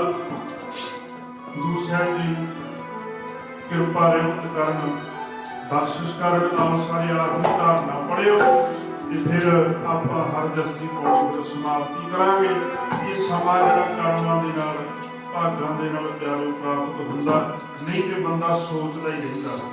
ਮੈਂ ਅੱਗੇ ਵੀ ਕਈ ਵਾਰ ਬੇਨਤੀ ਕੀਤੀ, ਅਸੀਂ ਸੋਚਦੇ ਹੀ ਰਹਿੰਦੇ ਹਾਂ, ਮੈਂ ਜੀ ਸੇਵਾ ਕਰਨੀ, ਮੈਂ ਸਹਿਜ ਪਾਠ ਕਰਾਉਣਾ ਜੀ, ਮੈਂ ਅਖੰਡ ਪਾਠ ਕਰਾਉਣਾ। ਕਹਿੰਦੇ ਕੋਈ ਨਹੀਂ, ਮਹੀਨਾ ਰੁਕ ਜਾਓ, ਆਹ ਮਹੀਨਾ ਨਿਕਲ ਜੇ ਫੇਰ ਰੁਕ ਜਾਓ। ਕਈਆਂ ਦੀ ਸਾਰੀ ਜ਼ਿੰਦਗੀ ਉਹ ਨਿਕਲ ਜਾਂਦੀ ਹੈ, ਪਰ ਜੇ ਉਹਦੀ ਕਿਰਪਾ ਨਾ ਹੋਵੇ ਗੱਲ ਨਹੀਂ ਬਣਦੀ। ਜਿਹਦੀ ਕਿਰਪਾ ਹੈ ਉਹਦੀ ਬਖਸ਼ਿਸ਼ ਹੈ। ਕਰੇ ਕਰਾਈ ਆਪੇ ਆਪ ਮਾਣ ਸਕਿਆ ਕਿਸ, ਨਾ ਹੀ ਹਾਥ ਸਾਡੇ ਹੱਥ ਦੀ ਕੁਛ ਕਰਾਉਣ ਵਾਲਾ ਆਪੇ ਮਾਣ। ਇਹ ਅਰਦਾਸ ਕਰਿਆ ਕਰੋ, ਮਹਾਰਾਜ ਸੱਚੇ ਪਾਤਸ਼ਾਹ ਸਾਡੇ ਤੇ ਕਿਰਪਾ ਕਰਕੇ ਸਾਨੂੰ ਸੇਵਾ ਤੇ ਸਿਮਰਨ ਬਖਸ਼ ਦਿਓ। ਇਹ ਨਹੀਂ ਵੀ ਅਸੀਂ ਸੇਵਾ ਕਰਾਂਗੇ, ਨਹੀਂ, ਫੇਰ ਨਹੀਂ ਕਰ ਸਕਦੇ। ਇੱਥੇ ਉਹ ਆਪ ਕਰਾਏ ਤਾਂ ਹੀ ਹੋ ਸਕਦੀ ਹੈ, ਤਾਂ ਹੀ ਕਰਮ ਬਣਾਉਣੇ ਪੈਂਦੇ, ਭਾਗ ਬਣਾਉਣੇ ਪੈਂਦੇ। ਸੇਵਾ ਗੁਰਦੇਵ ਦੀ ਕਰਦੇ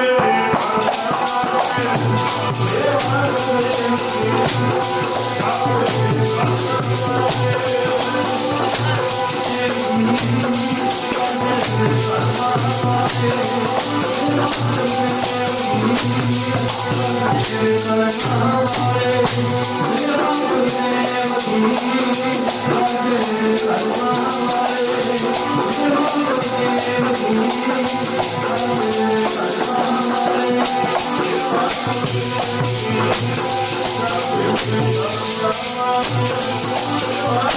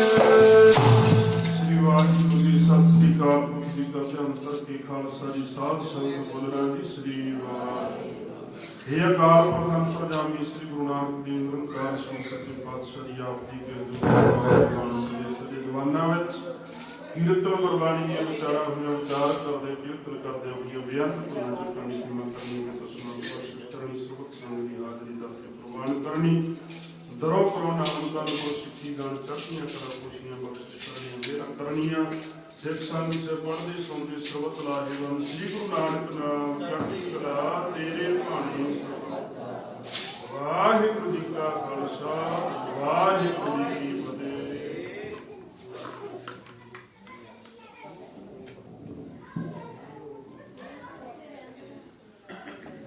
ਇਹੋ ਨਿਧਾਨ ਜਪੈ